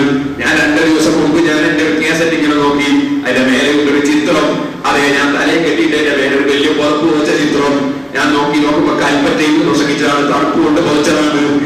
ഞാൻ പറഞ്ഞു വരുന്നത് ആവശ്യത്തിനും നേരെ വേണമെങ്കിൽ പുറക്കാം. അതുപോലെ ആവശ്യമില്ലെങ്കിൽ തന്നെയും തൈലസാൻ പുറച്ചാലത് നല്ലതാണ്. നമ്മൾ വിമർശിക്കുന്നത് തലയിൽ കെട്ടിയതിനെയല്ല, തലയിൽ ഇട്ടതിനെയല്ല, തൊപ്പി ധരിച്ചതിനെയല്ല, തലയിൽ ഇടാത്തതിനെയാണ്. നമുക്ക് അവന്റെ പൊരുത്തത്തിൽ ദീർഘായുസ് തരട്ടെ. ഒരുപാട് ആളുകൾ സംഭാവനകൾ നേർച്ചകളും സിറാജുൽ ഹുദയിലേക്ക് തന്നവരുണ്ട്. വിദേശ നാടുകളിലുള്ള പല പ്രവർത്തകന്മാരും ഇവിടെ വന്നവരുണ്ട്. അല്ലാഹു എല്ലാവർക്കും ബറക്കത്ത് ചെയ്യട്ടെ. എല്ലാവരും അമലും അല്ലാഹു സ്വീകരിക്കട്ടെ.